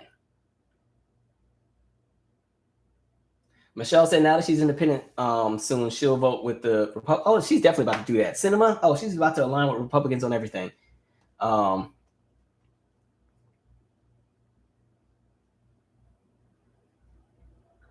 Billy Flood, Calvin, remember Obama passed train break. Come on, school us now, Billy Flood. Remember, Obama passed train break update mandates and Trump repealed them because money talks. Follow the money, people. I always follow the money in everything, and you will get some answers every single time.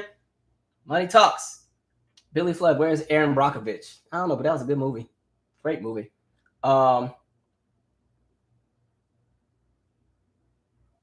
Antonia Jeffries, the toxins leach into the ground. Exactly.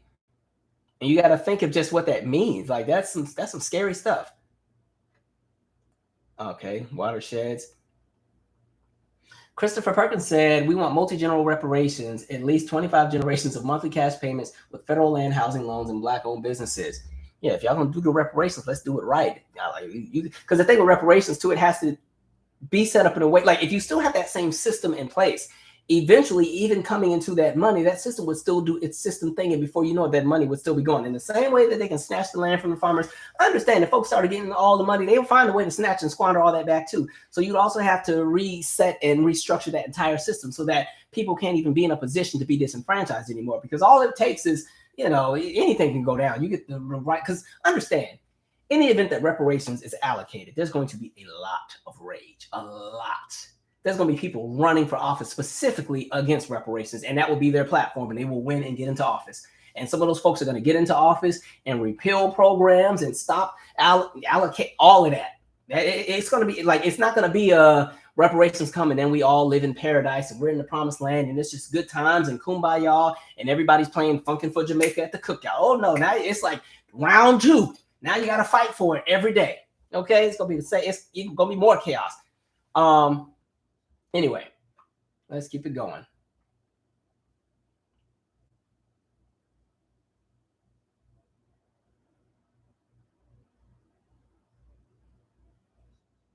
They should send Obama to Ohio to take the fake drink of water. And I'm still mad about that too. Like, sir. And it's the most interesting video. If you watch the video, like, how he I got my glass of water. He did that like just. I was like, you ain't took a sip of nothing. Again, that money talks. And I wish he would have just sat there and listened to the people. But I think the problem with that was it's all the big wigs that had already given him the rundown of everything. And these are the big wigs with the money. Because even that Flint stuff, the fact that nobody went to jail and charges and cases were dismissed, that in itself was all about greed. When you even just go into the origins of how we got the Flint water crisis, and the fact that you just had people in government who were friends with a big developer, and the developer wanted to start a new project that was going to generate millions. So yeah, let's just change the water source, because we're going to redo the pipes. We're going to switch the water source while we redo the pipes. So, we'll use the Flint River, this big old river that has all kind of toxins from factories that used to exist in the 40s and the 50s and 60s that were all closed down by the 70s and 80s, which would lead to the recession of Flint. Because remember, Flint was this booming industrial town back in the day. So now you have this river with all kind of toxins in it. And yeah, we'll put that in the pipes. And all the toxins and the lead and everything corrodes the pipes. And now the people are sick. We know something like lead poisoning is irreversible in regards to the damage that exists. And those people have dealt with so much. And the folks used to say, well, why don't the people in Flint just move? Understand that because of the Flint water crisis, the property values depreciated even more than they already were after the crash of the economy in a place like Flint. People weren't in a capacity where they could even move because they couldn't sell the property. Nobody would buy it. You couldn't even sell the property as is, right? And again, the thing is, we often talk about folks, just move. Understand people are rooted in spaces. These are people's homes. Not everybody wants to just up and go. Sometimes folks are like, why don't Black people just all leave America and go to Africa, and go to the Caribbean, go here, go there. Like, people's families are rooted. Like, the idea of moving to the continent sounds fine and dandy, but I'm a very family-oriented person. that means if I were to leave and I don't know, I go to Monrovia, Liberia, I'm gonna go over there with them. They got a nice coastline. It's a nice breeze. Like it's hot, but it's cool, so it's never too hot. It's nice. I mean, you can go and get the mango off the tree and go to the market and get some good food, right? Get some dry fish and some kinky and all that stuff. But it would just be me there, like, and everything that I'm rooted in and established with culturally, spiritually, all that is over here. Even though it's a shit show over here. Sorry for cussing.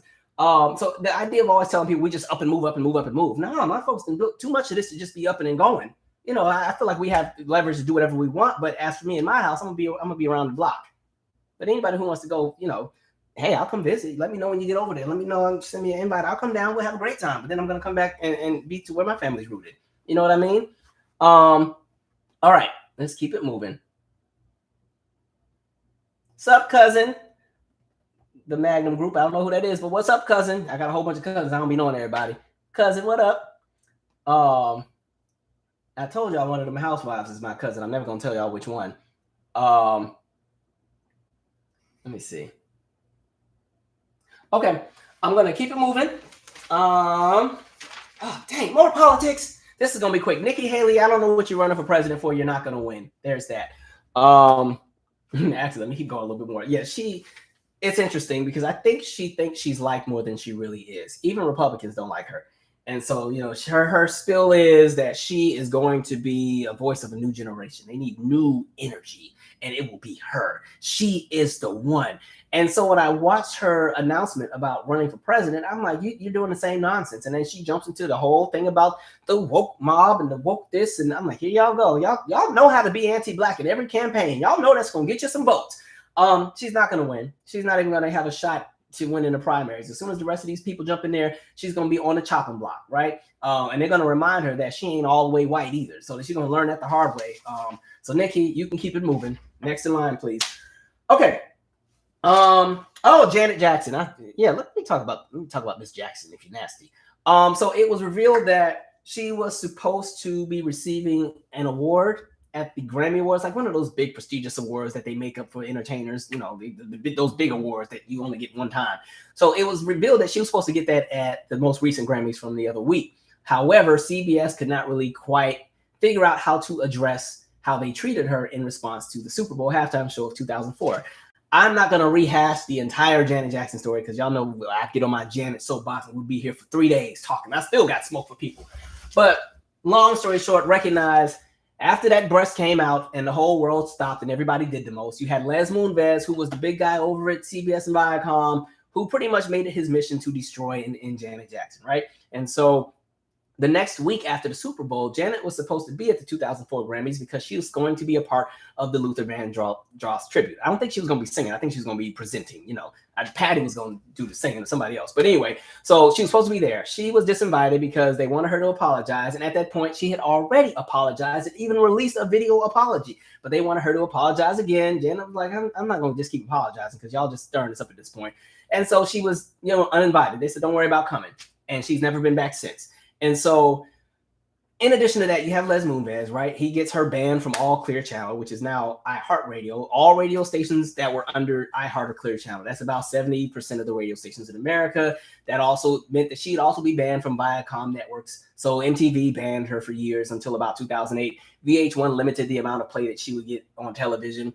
BET, I guess they said BET, well, since she's black, y'all, the Negroes can have her. They let her still get played and stuff on BET, but her videos were now banned from MTV, everything. And you watch her chart success just disappear. You watched an artist who between 1986 and 2001 have literally every song she released go, not even just the top 10, but almost the top 5. So 28 top 10 hits, and the majority of them were actually top 5 hits. The only ones that would have been top 10 were Because of Love, peaked at number 10. You Want This peaked at number 8. I'm forgetting. There's a few other ones. There's like nothing from Rhythm Nation. Everything from Rhythm Nation was top 5, except for actually everything from Rhythm Nation was top 5. And 4 number ones.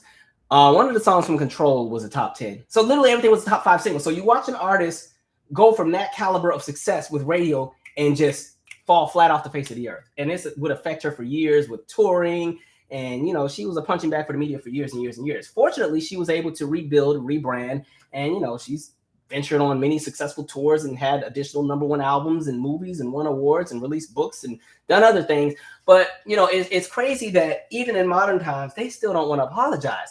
You know, so they just refuse to apologize. And so that was pretty much the reason why the whole Grammys thing did not happen. But what makes it even crazier, this was already something that they had initially planned in like 2020. There were plans to, you know, pretty much give her this same award, but they ran into the same issue where, again, CBS is like, we kind of forgot we burned the bridge with her. And Les Moonves is still saying no. And understand that even though Les Moonves is now out at CBS and Viacom, his cronies and stuff are still there. And they're still pushing that narrative. And there's people who still carry a lot of weight and a lot of power in that. It's even interesting. Like even thinking back when Janet went on tour in 2015, she was supposed to be a part of the iHeart Festival. And magically, for some reason, her set was canceled. So, you know, there's still, and that was before she was pregnant. I know y'all like, well, she canceled that tour because of the baby. Nuh-uh, she wasn't pregnant yet. And so, yeah, you just keep seeing the nonsense. So I'm glad Janet has been getting her flowers and getting her things. I got my concert ticket. It's going to be real lit. I'm going to go to the Baltimore show. If I come into some more money, I might go to, there's another show closer by, I might go to in Virginia. But yeah, kudos to Janet. But at this point, I don't think she even cares. I don't think she cares. But she's kind of moved on. And I think by constantly reminding her of that, it's like, I'm sure she's about sick of hearing about it. So yeah, there's a whole lot of folks who owe that woman an apology. That definitely was something that affected her legacy. Like I said before, you have whole generations who are not familiar with her. They know of her. They don't realize just the impact that she had. And folks will always say, well, she was already on her way out anyway, so on and so forth. We'll never know because we didn't get to see what her career could have been. You know, if she was still like, understand, before the Super Bowl, she was coming off of her second fastest selling album, right? She just come off her second biggest hit of her career. So, you know, we'll see how it goes. But the Grammys is going to be the Grammys anyway. That's still, they got a whole bunch of things that's jacked up with the Grammys anyway. And then CBS is still on some nonsense. So we'll see how that goes. All right. Anyway, we're going to keep it going. I'm going to read some comments and we shall keep going. All right. Sandida girl. I think I said it right. You know, I need my glasses. I can't be seeing sometimes. The railway company made billions, but have offered to pay the town $1 million and the families $1,000 for the inconvenience of leaving their homes. I'll punch somebody in the face. I don't think we be fighting enough. I don't think folks be throwing hands enough sometimes. I'll slap $1 million for a whole town. That's like that's a hair of money when you got a whole town. That doesn't go that far. Man, Christopher Perkins, how can you just quit your job and leave all of your social circle? No way. And again, remember when we talked about the documentary Katrina Babies and how you had the families in Hurricane Katrina that lost everything and how so many were displaced and moved into different areas? There's an experience of knowing life one way on a Monday, and on a Tuesday, it's totally changed. And on a Wednesday, you're living in a place that you don't recognize amongst people that you don't know, and you're forced to just assimilate and call this new place home and let this be your new normal. That is a traumatizing experience. Okay, it's kind of like I always say, think of even children that are in the foster care system. You know, they get bounced around from home to home to home to home. Like, you know, it's that same experience. So the idea of families just being able to uproot and move because, you know, these greedy companies had, you know, railways or didn't follow regulations and stuff happen and people are now at risk of getting sick from different toxins. It's hard to just up and go. Not everybody has money to, even moving is expensive. You know, are you guys going to pay the money to pay for these people to get movers? Even when I moved to this place, I was so pissed. You know what? It was, I moved 8 blocks down the street, literally 8 blocks. It was $1,600 to move with the movers. I could have stabbed somebody. I said, no, I don't even have that much furniture. Okay, I'm not over here living like Fresh Prince of Bel-Air or nothing. $1,600 to move 8 blocks. Like I was about to move it all the stuff myself, but for the sake of time, I had the movie thing we were working on, so I didn't have time to do it myself. So I had to just pay some movers. But $1,600 to move 8 blocks. So imagine moving to a whole new city. Imagine being somebody with like a whole house with multiple rooms and furniture and stuff, and you got to move all that. That stuff is expensive. You know what I mean? All right. No, it is not Phaedra Parks. Nope. It's not Phaedra Parks. All right. I don't even know who Ramona Singer is, but it ain't her. It's not Candy, but I like Candy. That'll be fun. All right. I'm never telling you guys, so y'all can stop asking. I'll never tell. All right. Anyway. Christopher Perkins. None of them can beat Trump. Yeah, Nikki Haley would not be able to beat Trump if the two of them ran against each other. They're going to have to find somebody stronger.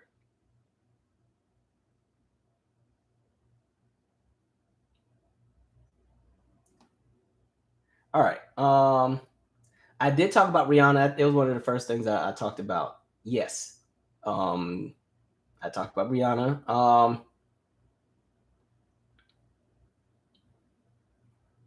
Somebody said, I love anybody that gives Janet her props and flowers. She's the prototype. Look, that's going to always be my favorite. The sad part is of all my childhood favorites, she's the only one that's still living, which kind of scares me. That's why I really like Go Hard. Like, if you follow me for all these years, I've been on the Janet Jackson train, even when people were acting like they didn't like her no more. Like, I deserve an award. Janet, give me a meet and greet, please, because I ain't paying for one. I don't believe in paying to meet people. So, yeah, let me know, Janet. Man. All right. So another story, the Proud Family. So I saw that they have a reboot, which is pretty cool. I was like, okay, that was a really fun show back in the day. But folks, a lot of folks are boycotting because they think the show is too politically motivated and spends too much focus on race. I haven't really gotten a chance to see any of the full new episodes, but I did see a smidget where it's the characters kind of doing a spoken word and they're talking about the origins of America. I don't see what the problem is. It's so funny that people are so afraid of history. And y'all are acting like Disney all of a sudden was a utopian channel. Y'all acting like The Color of Friendship wasn't a movie back in the day. Like, I talked about that movie before. That's how I learned about what apartheid was, because I had never heard about apartheid until The Color of Friendship came on Disney, right? That's that movie from like 2000 or 99 or 2001. And there was the girl Piper. Piper was this black girl, lived in D.C. And mind you, it's a true story. You know, it's the Dellums. The Dellum was a congressman. And, you know, the family had brought in an exchange student from South Africa, but it ended up being a white South African. Remember, apartheid was still going on in South Africa back in the 70s when this would have taken place. And so the whole movie is all about race relations. And there was this scene where Piper dragged the mess out of, I forgot the girl's name, Mari Bach. Oh, she let Mari Bach have it. Because Mari Bach had a servant, Flora. Yeah, we have Flora. Flora is my friend. She's like, Flora's not your friend. She's your slave. You think she would still stay there if you didn't pay her? It's like, mind you, I'm like in 6th grade watching this. But no, that movie went in. I mean, that's how I learned about who Stephen Biko was. All from that kids movie. So let's not act like Disney all of a sudden just got the wake-up call. They've always had content that would kind of have those conversations. And I think that's healthy conversation. It helps you to see the world outside of your lens. It helps you to be introduced into different things that may not have necessarily been taught to you in school, or that may not necessarily be your experience, because you may live in a place where you're the only one, where your entire collective is any and everything, and you don't get a chance to be exposed to other groups of people.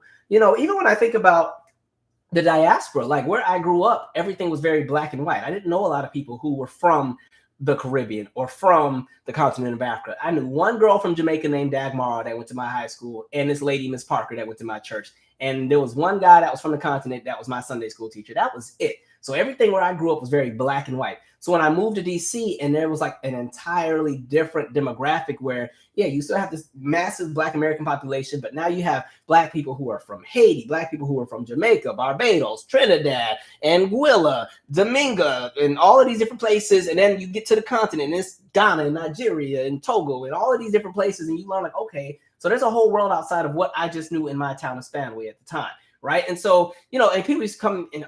People would come and speak to me in Amharic, and I didn't even know what Amharic was. And I was like, oh, they think I'm Ethiopian, but I'm not Ethiopian. Sorry, guys. But yeah, I didn't know any. I mean, I guess in Seattle, there's a huge Ethiopian population in Seattle, but I was in Spanaway. At the time, especially in the early 2000s, people that normally would migrate to the United States, they tend to migrate to metropolitan cities. They don't really move out to the middle of nowhere, because they move into metropolitan cities where there is, you know, a large enough collective of people who share the same cultural experience. And so, yeah, these kind of movies and stuff help to introduce folks to new ways of thinking and just the experience of others. So for all the folks who are claiming that they're boycotting the Proud Family and Disney, y'all weren't watching the Proud Family anyway. Next in line, please. All right. Yeah, next in line. All right. Somebody said, but the Grammys gave an award to the abuser. I didn't watch the Grammys all the way. I don't even know who did what. So I don't know who got an award, but somebody got who got an award. Who's the abuser that got an award? Well, it could be a whole lot of people, honestly. Oh, Ms. Lee said, Montserrat. Are you from Montserrat? Were you there before the volcano erupted? I've met one person from Montserrat. She used to work at Ben's Chili Bowl. I forgot her name. Dr. Dre's the Oh man, that made me think back to that Michelle movie. Dr. Dre. People got mad at that video I made that time about that movie because there was just that one line where he was like, "If you weren't holding my child, I swear I hit you right now." And I was like, "Dang, Michelle, you better hold the baby the rest of this movie for your own safety." I was scared watching that one. Man.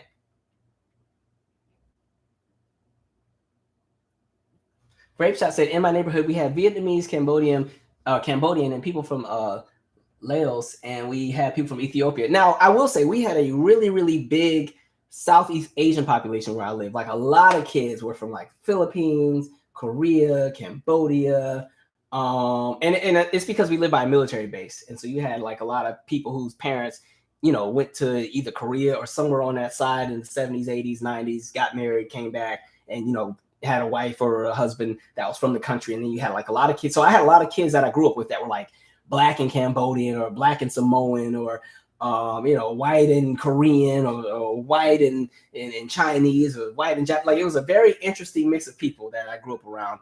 But as far as like black and white, it was very black and white. There wasn't really a big diaspora population, at least in Spanaway. I think when you got to Tacoma, you got to Seattle, it was much more diverse. But where I was at the time, it changed. And also remember, like we talked about, I think the Clinton administration in 97 had made laws or changes to the immigration laws. And so after 97 going into about 2000, 2001, you started to see a shift in dynamics in regards to the demographics of who was coming from where when it came to immigration, because the laws were loosened a little bit. So it wouldn't be so difficult for people that were from the Caribbean or from the continent of Africa or even Afro Latinos to come into the country. The numbers and stuff started to change. So now we've kind of seen the demographics change in regards to who has the larger populations that have been coming in.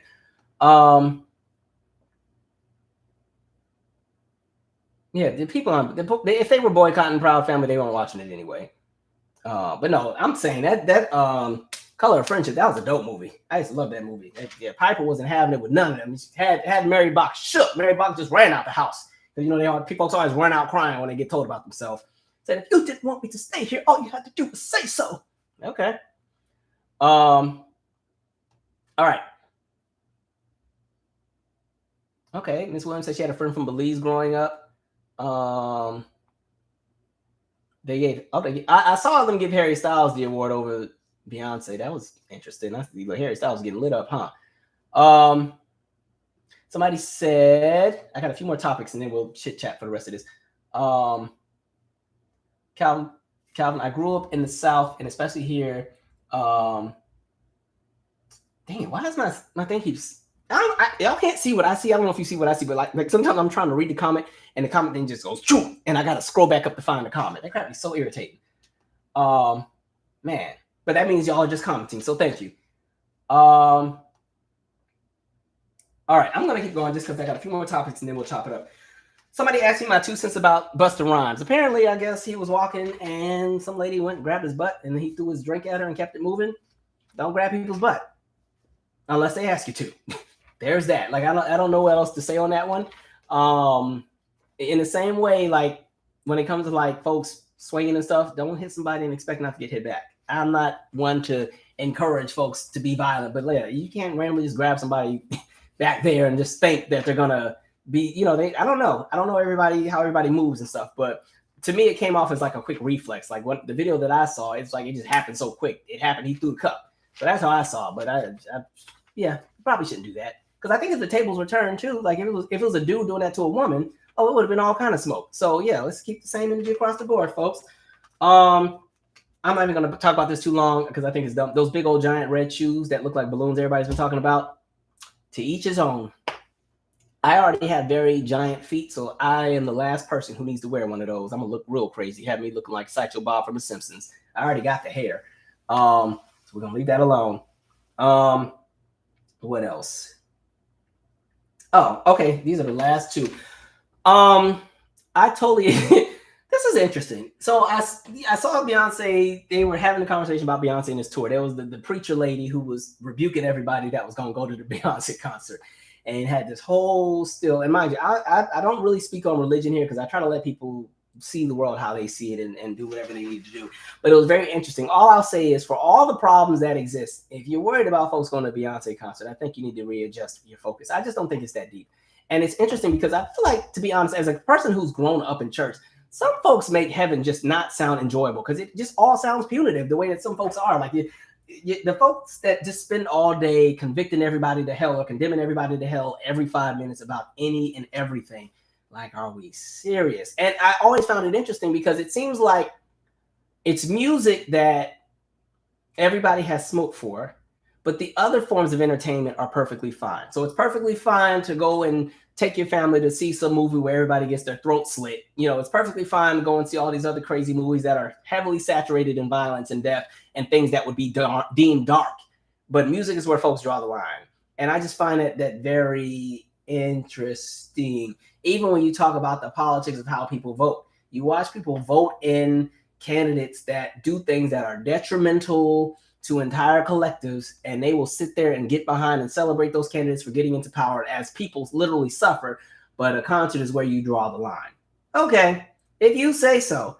I do think there are a lot of questionable things that happen in the music industry, but it's just interesting that, you know, let people have a moment to enjoy themselves. That's just how I see it. I think, sadly, I think Black people have been introduced to such a punitive version of Christianity that it makes it where you're almost just living to be miserable until you die. So you got to be miserable on earth for however long you're here, and then with the promise that you'll have eternity and a great life in the afterlife. That sucks to me, because not everybody else ain't doing the same thing. These other religious groups aren't, minus the white evangelicals. But it's just interesting how, and I'm saying this as somebody who came in church. Okay, I can quote the Bible like the next person. Okay, I had one of them parents that would be like, if you knew the Bible like you knew them songs, you'd be all right. So nobody can come on here and try to tell me that I'm over here speaking against anything. But it's just, I keep seeing the same nonsense. So it's like, y'all will have all the smoke in the world for entertainers, but then we get back to, I think back to Amber Geiger. I think back to Amber Geiger, that police officer that killed Botham Jean, right, in his apartment. And I watch how all of a sudden now here's the Christianity, here's the forgiveness Olympics, and here's the brother. Oh, can I just hug her? I just have to hug her. And here's the bailiff combing Amber's hair while she's crying because she's only getting 10 years, even though she's already appealed and said she ain't did it. Y'all need to let her out. And then the judge is giving her a Bible. You done killed somebody. Here's a Bible. I want you to do this. But then the people that want to go and cuff it, they are condemned to hell. They have been rebuked. I said, all right. To each his own. Me and the Lord, we got our own understanding. We good over here. So if y'all want to be miserable and mad at the world and everything, y'all go ahead and be miserable and mad. Me and the Lord, we be laughing. We be cracking up all the time, like having us a great time. And so I just think it's one of the reasons why you see, especially generationally, people aren't really in the church anymore, because I think you've created a space where everything is punitive, everything is judgmental, everything is you're going to hell, everything is you're not saved enough. It's like a competition or who can be the most saved. And again, I'm not trying to tear down anybody's religious experience. Do what you do, but if your entire existence is to constantly tear down everybody, all in the name of bringing them closer to God, that ain't gonna bring nobody closer. Imagine, like, I'll never forget. I had a cousin, not my cousin, I had an uncle die, right? So it's the funeral. Now, this is in California. I've never been to this church before. We didn't know this church. The guy is literally doing the eulogy, right? And now this was my uncle Earl, who died. Sadly, he died in like his 40s. They had lung cancer, right?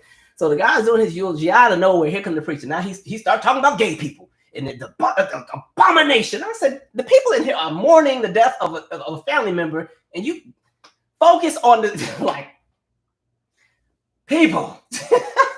It was just like, I don't get it. But you know what? To each his own. Moving right along. And then it was funny because, you know, people on Twitter are all kind of messy. They went and found the lady's Twitter, and she had, I guess she was a Beyonce fan at one point, because apparently she had just found the Lord a few years ago, because she definitely went to the On the Run tour. She was in there cutting up too, partition. All right. No judgment on my end. So, but it's interesting. I always said, like, sometimes when people first get heavily into a religion, they go hard, where it's like, they're almost insufferable to be around, because it's just like you can't even blink straight. They got something, there's something you're doing wrong. Meanwhile, they still doing all kind of other stuff. And like I said, as somebody who came out of the church, I have seen and heard everything. All right. So nobody can sit here and convict anybody. No, I don't know. Anyway, moving on. I don't like speaking on religion, but I just think sometimes folks have to get out of a space of being so judgmental. And with everything that has happened in the world in the last 10 years, as chaotic as things are, sometimes people just like a release. People just want to have a moment to feel good. So if that moment is they go to their favorite entertainer's concert and have a good time for that hour and a half or 2 hours, let them have it. What is the problem? All right? Like Beyonce ain't the only entertainer, because that means if you can't see, it means don't see nobody, because anybody who's entertainment, there's going to be something they doing wrong, pretty much. Like I said, I do think there's a whole lot of things in the music industry that I'd be side-eyeing that I do think are a little dark. But I think people in this moment just want to go to a summer tour and enjoy themselves, have a good time. Now, Beyonce, them prices are a little high, all right? Them prices are high. I don't know if I'm going. I was going to plan to go till I saw how much the floor seats were. I said, wait a minute, now you charging more than my favorite artist, and I don't even pay that much to see her. So I don't know. We'll see. But good luck to those who got in. Last thing, and then we'll chop it up for a bit. There was this conversation around Usher that I found. I wish I could find a tweet. It was a tweet. It was centered around the conversation of the Super Bowl. And pretty much somebody was saying how Usher doesn't have any hits or enough pop crossover hits to do something like a halftime show. I said, y'all keep playing on Usher's name. Y'all really do. I just found that interesting.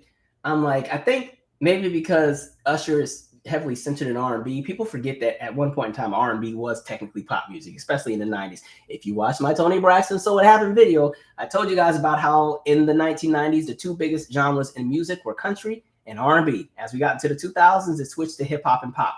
But, you know, somebody like an Usher has hit after hit after hit. Actually, you know, we can just pull up the numbers. I don't know what this girl was talking about. I was like, y'all gonna stop going in on Usher. And plus, Usher would have gave a great show. An excellent show if he gets the opportunity to do halftime. It's still F the NFL around these parts. But in the event that he was given halftime, listen, Usher gives a great show. I saw him at the UR Experience, and it was an excellent show. And that was 2014. And so his shows have only gotten better. I'd love to go to the Vegas residency, but I didn't get a chance to. Let's see. If we're talking Usher hits, I'm going to just skip to You Make Me Wanna, because the early ones didn't do too much. You Make Me Wanna, number 2. Nice and Slow, number 1. My Way, number 2. This is the Billboard Hot 100. Okay, if you're number 1 on the Hot 100, that means you crossed over into the pop realms, even if you have an R&B or a country or a jazz or a rock song, right?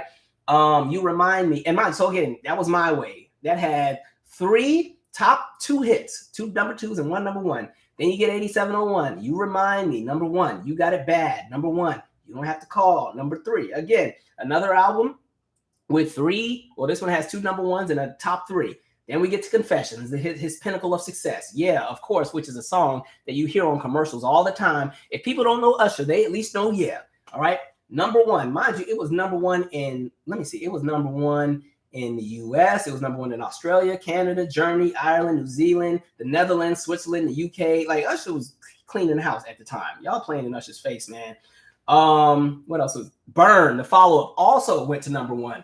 Then Confessions Part 2 also went to number 1. Then My Boo with Alicia, I used to like that song with Alicia Keys, also went to number 1. All right, 4 number 1s hits off of one album, in addition to Caught Up, which was the number 8 hit. Same Girl, I didn't care too much for that song, but it was still a top 20 hit. Love in This Club, a number 1 hit. Like, y'all are playing in Usher's face, man. Now, Moving Mountains, he can keep. That one didn't do too hot. I didn't like that song no way. That's okay. Hey Daddy wasn't as big of a hit. It was 24, but it was still a hit. OMG, another number 1 hit. There Goes My Baby was an R&B gem, but it only peaked at 25. DJ Got Us Fall in Love. Oh, this is the pop. These are the pop hits. This is when y'all said he went too pop, right? Number 4, right? You had Scream, went to number 9. I'm scrolling. I don't mind. I didn't care for that song, but it peaked at number 11. I clearly at this point named enough songs to be in a medley for a halftime show. And then you still got the collaborations. I Need a Girl Part 1 with Diddy went to number 2. Lovers and Friends with Lil Jon went to number 3. We're not going to count We Are the World remake because that was terrible and nobody wants to hear that. I'm not talking about the original. I'm talking about the 2009 version. He had the Without You song with David Guetta. That peaked at number 4. Y'all are playing in Usher's face. I jumped through this screen. Folks be playing, man. Y'all put some respect on Usher's name. Thank you very much. Out here just saying anything like he ain't got hits. Y'all. The problem is, I think this is why you need music television and music education again. Y'all done took the music out of schools. You don't play music videos on TV anymore. VH1 only wants to show them ratchet pulling hair TV shows instead of all the music history. And so now you got a generation and a half who only lives in the moment. And whatever's happening in the moment is all they pay attention to artistically and musically. And so you watch so many legacies try and be erased. It's the same thing like when people try to do the Beyonce and the Michael Jackson conversation and try to say that she's eclipsed him in success. And like I said on my Beyonce versus Michael Jackson video, stop looking at artists in a parallel where you have them measure up against each other stat by stat, because then it's always going to be somebody cleans house and somebody else. You should look at artists and entertainers in a spectrum where they shine in some things and other artists shine better than others. Because again, if we go like measurement by measurement, even the artists who are the biggest at the moment are going to get eclipsed by some of the artists from earlier eras. Even like, and this is not to like start like stand based, this person versus that person, but you know, one of the things I saw, somebody had commented on my So What Happened with the Janet video, and they're like, well, yeah, Janet was that, but she was never that big of a touring artist. And, you know, even Beyonce has surpassed Janet with the touring numbers. And I was like, if you're going to talk touring, I think your conversation is more so centered in revenue. And understand that even when you take into account inflation, concert tickets up until about the 2000s were always relatively cheap. You normally would only pay a maximum of about $100 for the best seats in the house. Concert tickets used to be like $12 and $13 in the 80s. Go back and look at those archive videos. So even when you take into account inflation, look at how much concert tickets cost today. So really, if you want to do comparisons of concerts, you have to talk about the people who attended the concerts. And this is not to be shady, so don't come on here trying to fight me. But like even when they were doing this whole conversation with the Janet and Beyonce versus touring, okay, now I do think Beyonce is about to break this with this new tour, but at the moment, her most attended tour is the Formation Tour, right? It's 2.2 or 2.3 million people who attended, and that was the big stadium tour.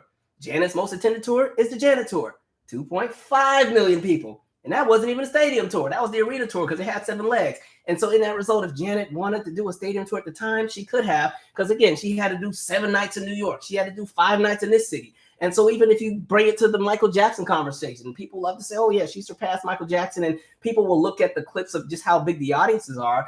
And it's like, understand every single Michael Jackson solo tour had over 4 million people in attendance. Every last one. The Bad Tour, the Dangerous Tour, the History Tour. Over 4 million people at each tour. And the craziest thing is like the History Tour, I think, is his most attended tour. And like that was really when Michael Jackson wasn't even really doing, he didn't even bring the tour to America. Same with the Dangerous Tour. It didn't even come to America. He had to cancel it. So I think when people try to like compare and diminish, it's just like, no, let us embrace and enjoy everybody. Because I like, listen, as long as you're talented, I rock with you. I enjoy the fact that Beyonce is an entertainer that can do a little bit of everything and do it well. I appreciate that in this era where talent is almost no longer a standard to get signed. All you got to do is have a TikTok moment, or you got to have some drama on Instagram and you got a record deal. So I admire the fact that she still puts a lot of effort into her craft. But I also at the same time admire and love the entertainers from the earlier eras. Like I love all of that. So it's weird when people constantly want to like break their necks to chip away and strip down the legacies of all these different artists, because they're going to start doing it to Beyonce next. Like people are already trying to do it now. She'll be next in line, right? Fast forward 10 more years when Beyonce's about 50 years old, and I don't think she'll be, well, I don't know. She might still be spinning on her head and doing stadiums at 50. But, you know, I think, you know, she's going to really spend time and enjoy being a mom and all that kind of stuff. But imagine, just know 10 more years from now, there's going to be some new cat that comes out that's 21, 22, young, and they'll be selling out arenas and stadiums. And folks are going to be like, oh, they've surpassed Beyonce. And it's not about surpassing. It's understanding that each generation is supposed to do better than the next based on how the industry's set up. Like I've always said, the entertainers of the past pave the road for the new entertainer to come in and continue to pave their segment. And then another artist comes and paves and paves and paves. The problem is, I think as we got later into modern times, we started to see talent not be as emphasized because it became all about money, right? And so now it's all about aesthetic and vibes. And it's not to tear down anybody, but you've just seen the industry change. And there's also not the same kind of backing. So now I feel like the industry is almost regressing, where it's kind of, we have to latch on to whatever's going to bring in the most money. So the music and the quality has become affected, which is why somebody like a Beyonce I still rock with, because to me, she represents the old guard as far as like a certain standard of performing or putting effort into everything. Even though, where the videos at, lady? Like, I thought she was going to come with videos. I don't even care no more at this point. So, yeah, it's interesting. That girl was like, yeah, Usher, he ain't got no hits. He only has R&B songs. And I'm like, why do y'all talk about R&B like it's some backwards, you know, less than genre? Okay, like I said before, it was in my last R&B is Dead video. And like I said, R&B is not dead. That's just the title of the series to get the attention so people will watch it. Understand, like I've always said, the most disrespected genre by critics is pop. Because pop is so in the moment. It doesn't have its own identity. It molds to whatever is the popular trend at the moment. And so that's why when pop artists want to be taken seriously, they go and they jump into another genre. They go and they start doing folk. They do soul. They do R&B. Everybody, all these pop artists all have one album where they ventured out and went left field, right? So Christina Aguilera, this big giant pop artist, you know, she comes out with Stripped and Back to the Basics, 2 albums that are more centered in like R&B and jazz and everything that gets her critical acclaim, right? You know, who else could I think of? Justin Bieber. Justin was fighting the other year because he wanted to be in the R&B categories for the Grammys. He didn't want to be labeled pop. Why? Because pop is seen as kind of just a genre that you can just get rid of. It's the genre that only the kids like. That's how they see it. That's how it's marketed. So to get accolades and acclaim in an R&B bubble gives you a space to be a more well-rounded artist. It gives you a space to be seen as, oh, they can do more than just that. Look at somebody like, and even a Miley Cyrus, who's kind of dipped and dabbed into so many different genres. All right. At one point, she was kind of a bubblegum pop artist, and now she's done R&B. She's jumped into hip hop. She's jumped into folk. She's jumped almost into country. Like all of these artists go into different spaces.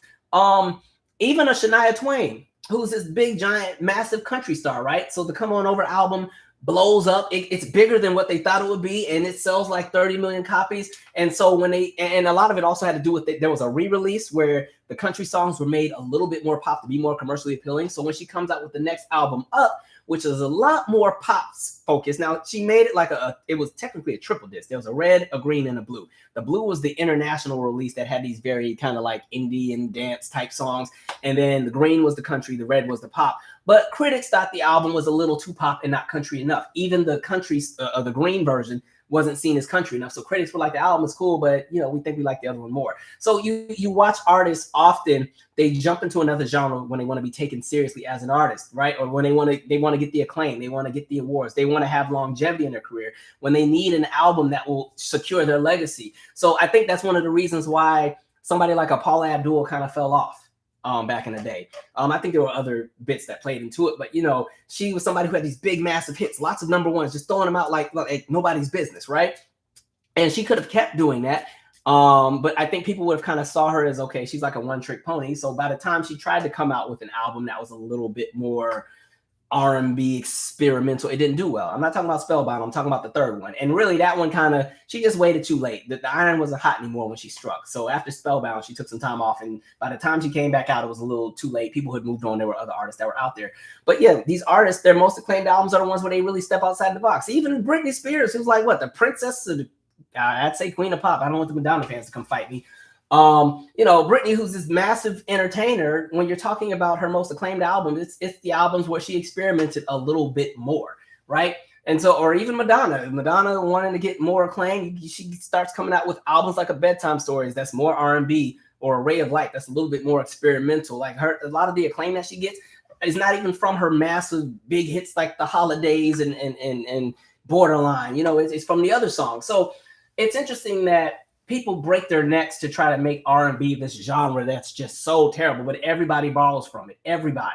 Okay, even the way that we sing now. When you're watching all these pop artists do like whole Instagram lives where they say they are doing run after run after run after run, and these runs are so oriented in style from R&B and blues and gospel. So it's just very interesting that, you know, people love to try to downplay R&B. So even when folks are like, oh, this artist is local or this artist isn't international enough, I'm sorry, I'm not thinking about anybody in the Czech Republic about whether or not they like an R&B artist.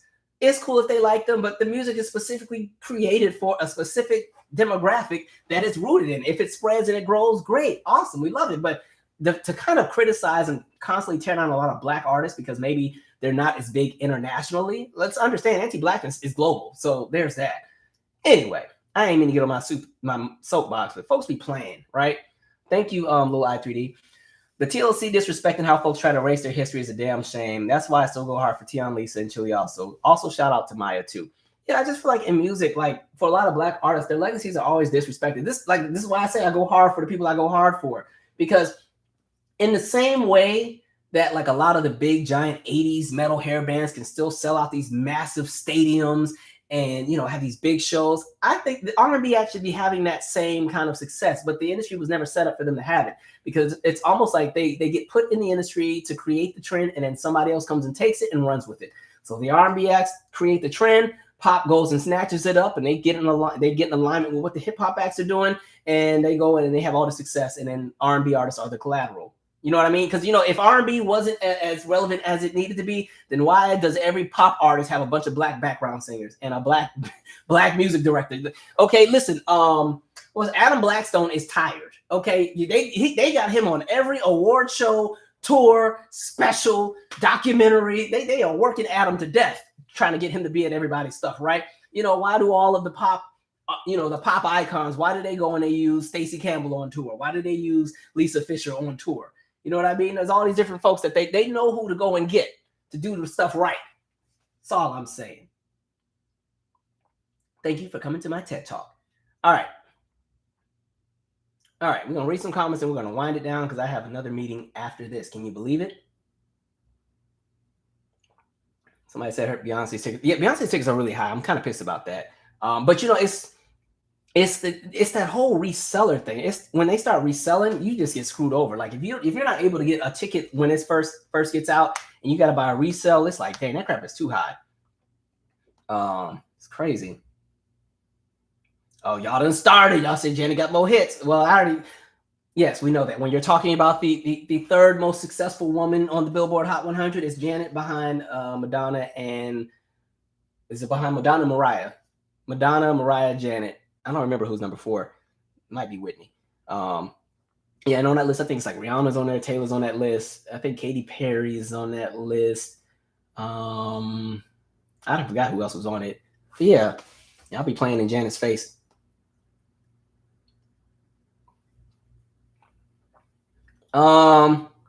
Somebody said Janet didn't have folks fainting in the crowd like Michael J. Actually, there was somebody. Janet put it in her documentary. There was a clip. Somebody fainted at one of the concerts. Go back and watch the documentary. All right. Anyway, as far as people fainting, a lot of those folks were fainting because it was hot. Everybody was in there shoulder to shoulder, squeezed up in there. And the people that used to be against the rail trying to get the best seats used to almost get crushed to death, and then they pass out. Speaking of passing out, if I'd be pissed if I paid to see Michael or one of these big entertainers and I passed out and they try to carry me out of the show. Just lay me by the stage. I'll wake up in a minute. After the third explosion, I'll probably wake up. But I paid too much for these seats. You ain't carrying me out of here, taking me to the back. And then when I get back in, I got to fight and try to get back to the front. Man. Somebody said, I think stan culture is to blame for these no-win comparisons. Yes, folks want to be right about their fave. It's weird. It's unhealthy. Like, I like to celebrate artists. I like to have a lot of fun and talk about different experiences, but people literally make their identities centered on other entertainers. That's kind of scary, right? And somebody said, what does fainting in the audience mean? I guess some people faint because they're just in shock. It's really them. I remember Brandy talked about she fainted when she met Michael Jackson for the first time. So, some people faint. Now, I haven't ever fainted from nothing. I fainted because I was sick one time and passed out in my center. But that's about it. Oh,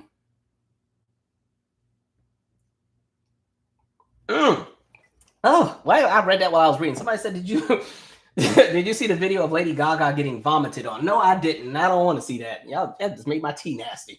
Let me drink some water to wash that down. Fix it. All right. Somebody said 2003 music is dead. Well, 2003 just started. I think SZA's having a really great year. I think this is week number 9 at being number 1 on the Billboard 200, which I think is really dope because it's really hard to be number 1 that long in general, especially in modern times. Most albums, at this point, they peak at number 1 when they come out and they drop and start falling immediately, or they'll kind of lagger and kind of hang around the top 10. We haven't seen a lot of albums just sit at number 1 for weeks and weeks and weeks at a time, in a really long time. So that's really dope, especially for her to be an R&B artist doing that.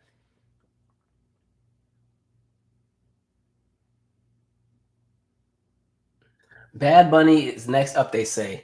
I don't really know their music, but I recognize that they are a huge artist. They are really huge internationally. I guess that's about halftime, maybe.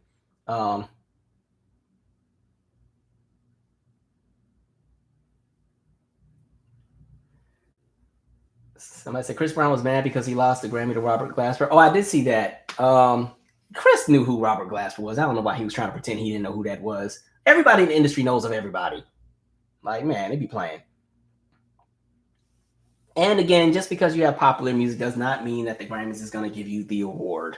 You know what I mean? Like, I don't like the idea of tearing another artist down to try to gas yourself up. That's why I always have smoke for DJ Khaled. Because every single time he swears that he is just Quincy Jones. And I'm like, all you do is sample. And so for you to go after Tyler, the Creator, because Tyler, the Creator beat you on the charts that time. Oh, I had smoke for DJ Khaled. Like, you do a We the Best and a sample. Relax. All right? That's why you have to come out with an album every 8 months, because the music is pretty forgettable. It comes and it goes. And you are a guest in this house. Remember that.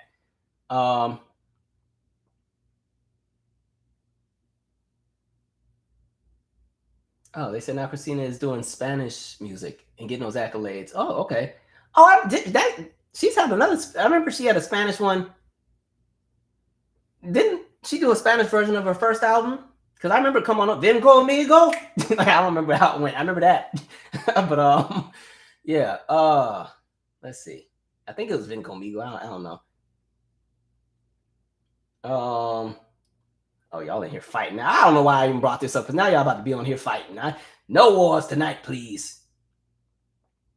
Dark Titan said I got Spellbound on tape. I did like Spellbound. It was a little bit more experimental than the first album. And she worked with the group, the family that used to be under Prince. So, yeah.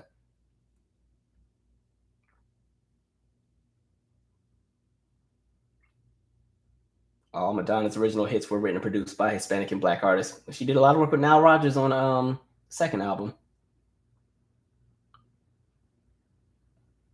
By the way, y'all keep frying up Madonna with her face. Leave the lady alone. I'd be feeling bad for entertainers that the idea of having to maintain a certain image, because I think especially for women in entertainment, there's a certain standard that they have to always keep themselves up with, because a lot of their selling point, in addition to the talent or the music, is going to be their beauty and how they look. And so I think as certain entertainers get older, it's hard to accept that you're going to age. And sadly, I don't know if she's accepted that too well, because they were lighting up that picture. I'm not going to talk about nobody, but I would like for people to be comfortable in their skin, where they don't have to go and do too much. Stay out of that doctor's office, please. Somebody said no one was as shady as Aretha Franklin. Look, Aretha didn't like nobody. I love Aretha, but Aretha didn't have energy and time for nobody. People would be giving Aretha whole tributes, and she'd just be sitting there. I'm like, Aretha. I always just think back to her and Dion. Like, remember before Aretha died, she sent the fax that she had to the Associated Press. She was mad at Dion for something that Dion said at Whitney's funeral a whole 5 years earlier. Aretha said, and another thing, Dion, like, ma'am, what you mad about something from 5 years ago? We have moved on. That's funny.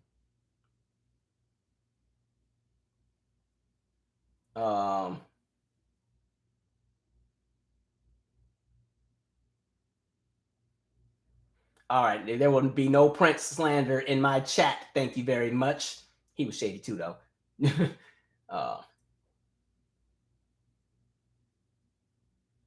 Okay, Bad Bunny is a rapper from Puerto Rico. I don't know if he's reggaeton or not, but he raps. Okay, cool. I've seen a few, some of the awards, I'll see his name pop up and stuff, but I've seen like lots of pictures and stuff of him having these like big, giant stadium shows. I think he had one of the biggest tours of 2022, something like that. Oh yeah, De La Soul. Oh yes, man. That was sad. Rest in peace to him. And I was just listening to. I was kind of going through my native tongues rabbit hole. Yeah, so rest in peace to the member from De La Soul. I actually got to see them in 2019. They had like a show at the Kennedy Center. Not Kennedy Center. Yeah, it was like a summer outdoor Kennedy Center special. And so De La Soul, they were like one of the headliners. But that's crazy, because I always thought he had like the coolest kind of haircut when I was little, because that's when you hit the big like he had a nice one, because remember they were from Long Island. But I was going through like the whole native tongues rabbit hole and like listening to those like the Jungle Brothers albums and De La Soul and Tribe Called Quest, and then even like the people that were kind of extensions of native tongues, so like Queen Latifah and Moni Love. I was like, dang, that was a time. I really enjoyed all of that. If I had a favorite De La Soul song, I love what Skating Rink Anthem, Saturday, it's that, like I love that. That, you know, I could say Me, Myself, and I, you know, mirror up, mirror on the wall. That's one too. But something about Saturday used to just hit. Like that makes me miss the idea of even going to the skating rink. Go back and listen to that song. Let me make sure I had the right title because I'd be calling it the wrong thing. But Saturday, Saturday, it's Saturday. I know it's called Saturday. I ain't crazy. Wait, why is it not showing up? See, y'all stuff don't. This thing's streaming. Stuff be missing. Maybe I think I liked it because it has that record scratching in the beginning. Oh, okay. Roller skating jam named Saturdays. There we go. That's what it's officially called. I love that song. It came out when I was about 3 or 4, so that was always a really fun one. But yeah, it's always sad to see people transition and go. But I think they always have been heavily respected in hip hop, which I love. Like, I don't think people have ever questioned the legacy of De La Soul. Same with Tribe Called Quest, because, you know, it's still sad when Phife Dawg died. That was terrible. And he died right before they could really get into like the next next project they were planning to try to do. So yeah, I enjoy all those groups. I really like the Jungle Brothers too. They had some really fun music too. And it was kind of dope because they were very, like, everybody in Native Tongues was very free spirited kind of. And so it kind of gave a lane for rappers that might deem themselves as rappers that go against the grain in regards to what would be collectively deemed as cool or marketable. You know, they were in dashikis or all kind of neon colors or just doing whatever they want to do in the moment. And so it was kind of cool to see them just be themselves and highlight that it's okay to have a sense of humor and highlight that it's fun to dance. And they would mix and play with different genres and have all this different sampling, and there would be house music, you know, Girl Loud, House Shoot, like all these different kind of, you know, tracks and stuff out there. So that was always really dope with them. Like my favorite era of music is everything from between about 87 to about 92. That's my favorite era in regards to stuff that I want to play when I'm trying to like jam and party and clean the house. And so that's like my favorite era of music, with like the New Jack Swing and the rap and the R&B and everything. Even the pop music was jumping, and the rock music. And then of course I still like everything else. But that when I need to like have some crankage and really like get into a good mood if I'm having a bad day, everything that came out between about 87 and 92, I'm cranking. Like it's just a straight party in here. My neighbors hate it, but that's too bad. Rent is too high, so I'm gonna play my music and they'll get over it.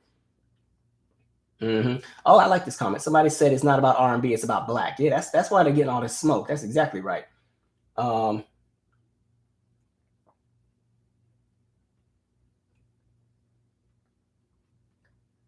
Saturday. All right, I've already talked about Rihanna. She's in the very beginning of this, so definitely go back to when it does the replay. Somebody said Prince looked concerned when Alicia Keys performed. I think it's because she climbed on that piano and she was pregnant. He was making sure she wasn't about to fall and squish the baby. It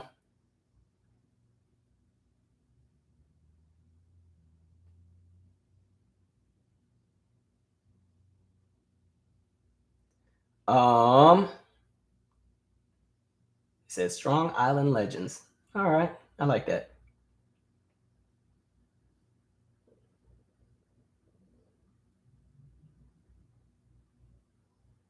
I forgot Trey Songz tried to sing Purple Rain. I don't want to talk about it. I don't want to talk about it.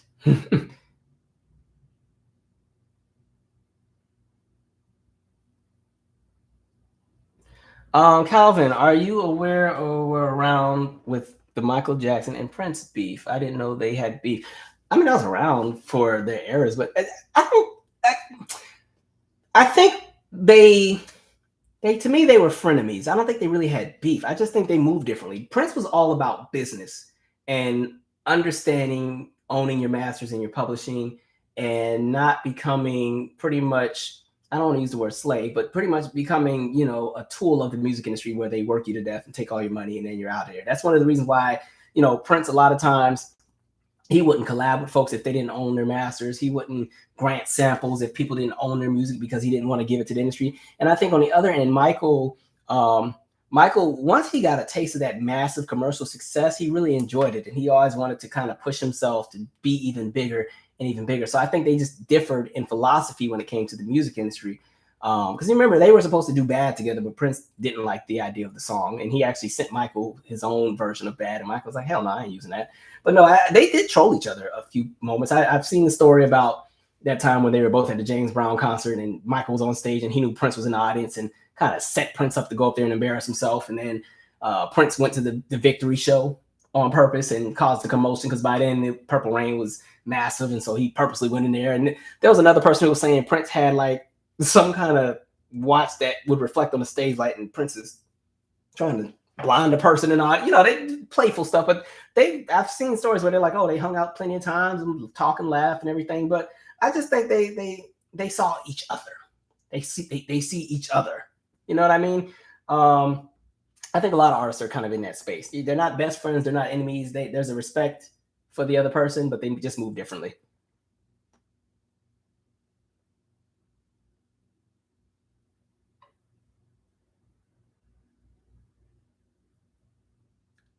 Do I think Trey Songz can make a musical comeback? No, I think he's had his time. I think he'll always be able to tour. I think he'll continue to have a song here and there. But I just think a lot of artists fall off because the label investment slows down. Once the labels aren't pushing an artist, that's when they fall off.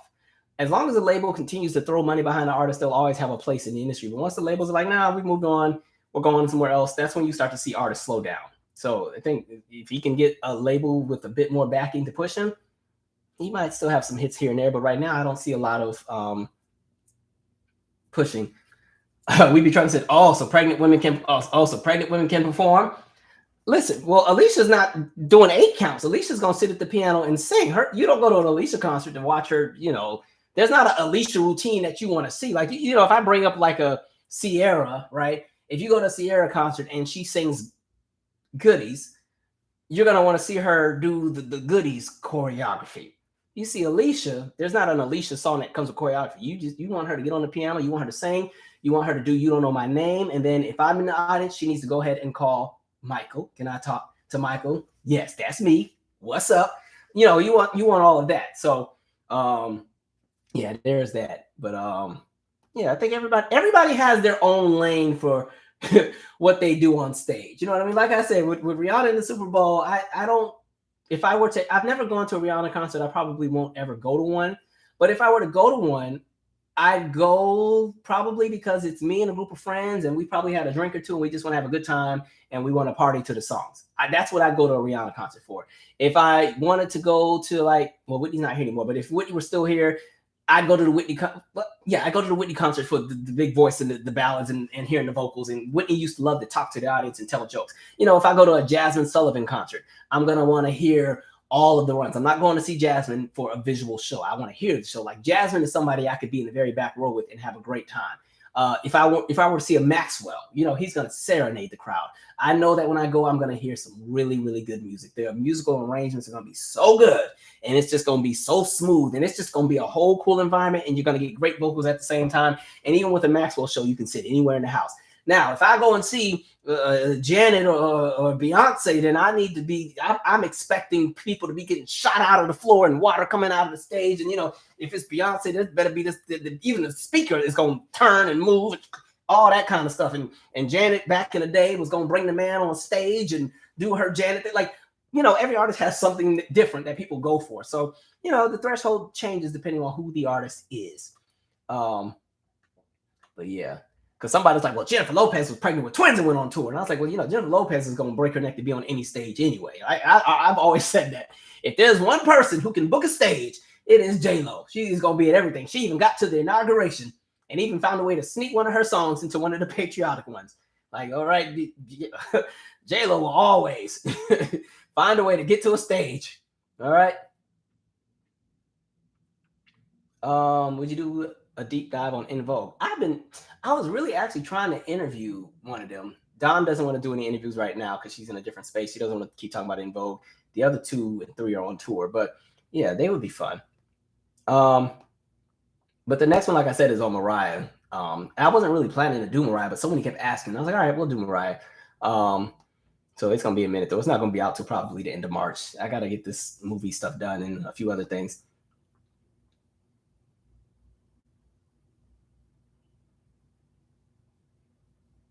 I no longer enjoy artists having beefs after Biggie and Pac.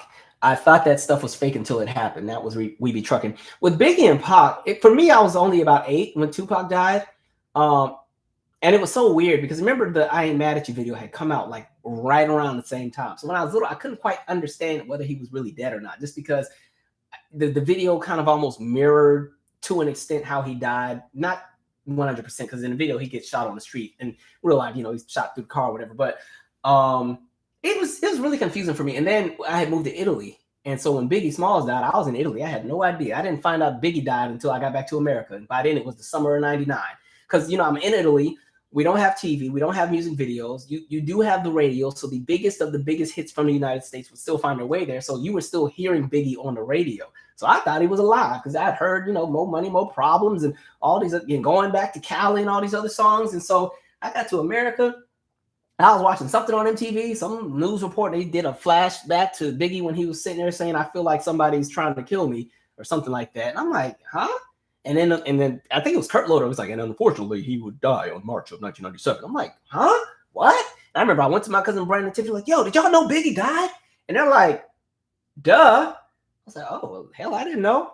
Because I told you, like, living overseas 3 years with no TV and stuff, you kind of are out of the loop with America. I thought Britney Spears was black when I first heard Baby One More Time because I heard it on the radio. Because at that time, white girls did not have a whole lot of oomph in their music. When you talk about white pop girls back in the day, it was Wilson and Phillips. If you hold on, like that was what you got. So out of nowhere, here's this song I hear with this extra. I'm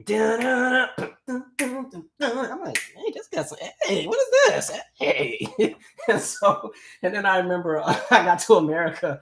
And remember those Now commercials? They're like the Now 2, Now 50. And it was all the biggest hits of the time. They had the Now 2 commercial on. Because by the time I got to America, Britney had the Sometimes video out. Maybe I think she was about to come out with Crazy. So I never saw the Baby One More Time video. So that Now 2 commercial came on. And it showed this white girl pigtail. I was like, who is that? That's her? I was so confused. Yeah, so I had it all mixed up. I thought Black, the group, was TLC. Because I heard 808. But Left Eye was on it because these were still playing on the radio overseas. Left Eye was on Black's 808. And so I thought it was just Left Eye. I was like, oh, they let Chili sing something. I'm like, they're letting Chili sing a lot of songs because No Scrubs had just come out too. I'm like, is T-Boz still in the group? And then when I saw the video, I was confused because Left Eye is in the group or in the video. And I'm looking like, I don't see T-Boz. And I think that's Chili. I think. I was so confused that I spent years like playing catch up to music because I was so behind in everything that had been happening. I missed almost all of the No Limit movement. Thank God for my cousin Brandon. He kind of kept me in the loop. All of the No Limit, Cash Money. I almost missed all of that. So what a time. What a time. Yeah. So when I got back to America, in my head, it was still like 1996. I was like, where's Keith Sweat at?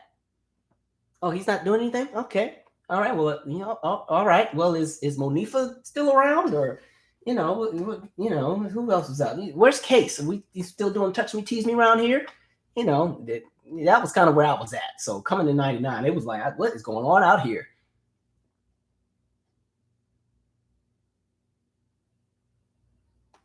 Oh yes, Michael was definitely a businessman too. Definitely, especially about that catalog.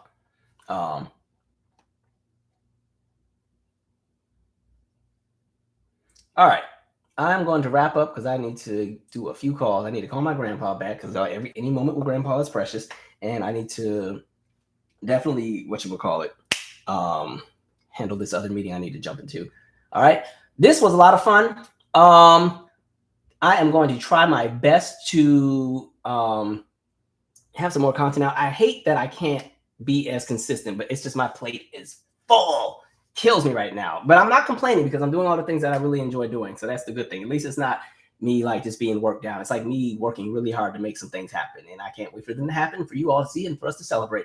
Marlon said, question: if groups like In Vogue or The Temptations get a Lifetime Achievement Award at the Soul Train Awards or Grammys, should all members, current and past, be recognized, or just the current members? With In Vogue, I honestly think I don't know about that Amanda lady because she was only in the group for like a few months, but I do think Rona should be included in that because at this point, Rona has been in Vogue longer than Don. And that's not to tear up the original lineup, but people be playing in Rona's face.